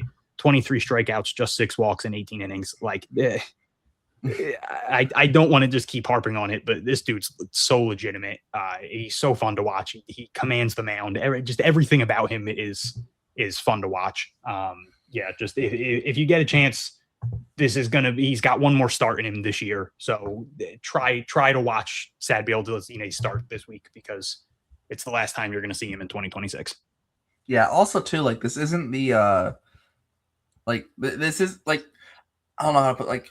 Remember when what was it? I just had it in my head and I lost it. Oh, this is gonna bother me now. So I just had it in my freaking head. Oh, come on. Damn it. I had a really good thought in my head and it just like vanished and disappeared. And now I'm going to try and figure out what that thought was. Because I have no clue. Got it. Okay. I don't remember when like Yordani Monegro was like first debuting in Salem, and it was like, holy crap. Obviously, 2 different pitchers. Obviously, they're not the same, but like with Monegro, Monegro's listed as 6'4", but his listed weight's also 180. Delzine's 6'5", 255 is what he's listed at. Per Sox, but both per Sox prospects. Like Delzine very much feels like that like ideal frame that the Red Sox like. Yeah, he's a freaking unit. Yeah. And so and whereas Monegro is like a little bit more kind of lanky and not like maybe not lanky is the right word, but like thinner. Like 6'4", 180, right? Like right. But like Delzine has like that true like 6'5", 255 is more comparable to like your Tolle, Bennett, etc. kind of body size. And so he's a guy too where it's you kind of look at him and kind of I guess you want to call it the Red Sox pitching lab, like it's gonna be fun. It's gonna be fun to see how he develops. And obviously he's looked so good this year already, right? And now, add in the fact that, he only turns 19 in January. Like this is a guy who is going to be like, if the Red Sox develop him as they've been developing pitching like they have the last few years, he's going to be so much fun to watch. So much fun to watch. Right. And then, even we look at Juan Valera and how much fun we've had with Juan Valera, but like his body doesn't fit like the Red Sox style or preference, I guess, right? And then but then you look at Delzine and it's like, oh, it's like this is the type of guy that the Red Sox are looking for. So it's gonna be fun. It should be fun with him, and like I said, he doesn't turn 19 until January, so there's still a ton of development left. Yeah. But that's all I have. That's all I got. Anything else, Hunter? Ethan Walker, 4 shutout innings, no runs, no hits, 2 walks, 4 strikeouts. Christian Fauch, 5 innings, 1 hit, no runs, 1 walk, 3 strikeouts. Good to see him not really walk anyone. Outside of that, nope. Bernie Ortiz, 3 in the third, 2 hits, 1 run, no earned, no walks, 3 strikeouts. No. Just that's it. Yep. Clean cut. Under 3 hours, shockingly. That's a nice one. But with that, we're gonna Did not think we were gonna make it. Really didn't think we were gonna make it either, in all honesty. I'm proud of us.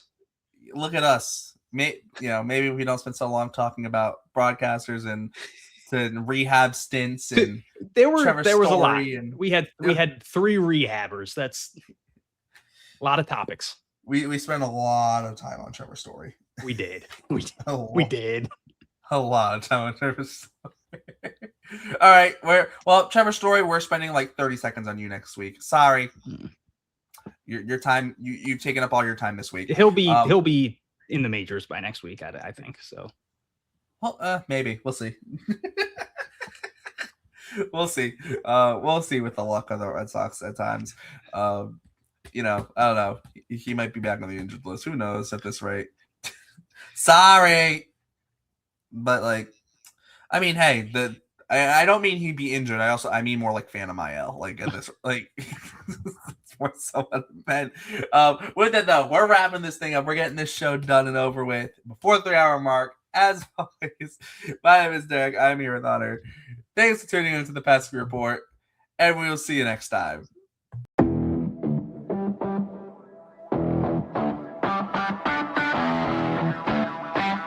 Like, this is called the Pesky Report. Like,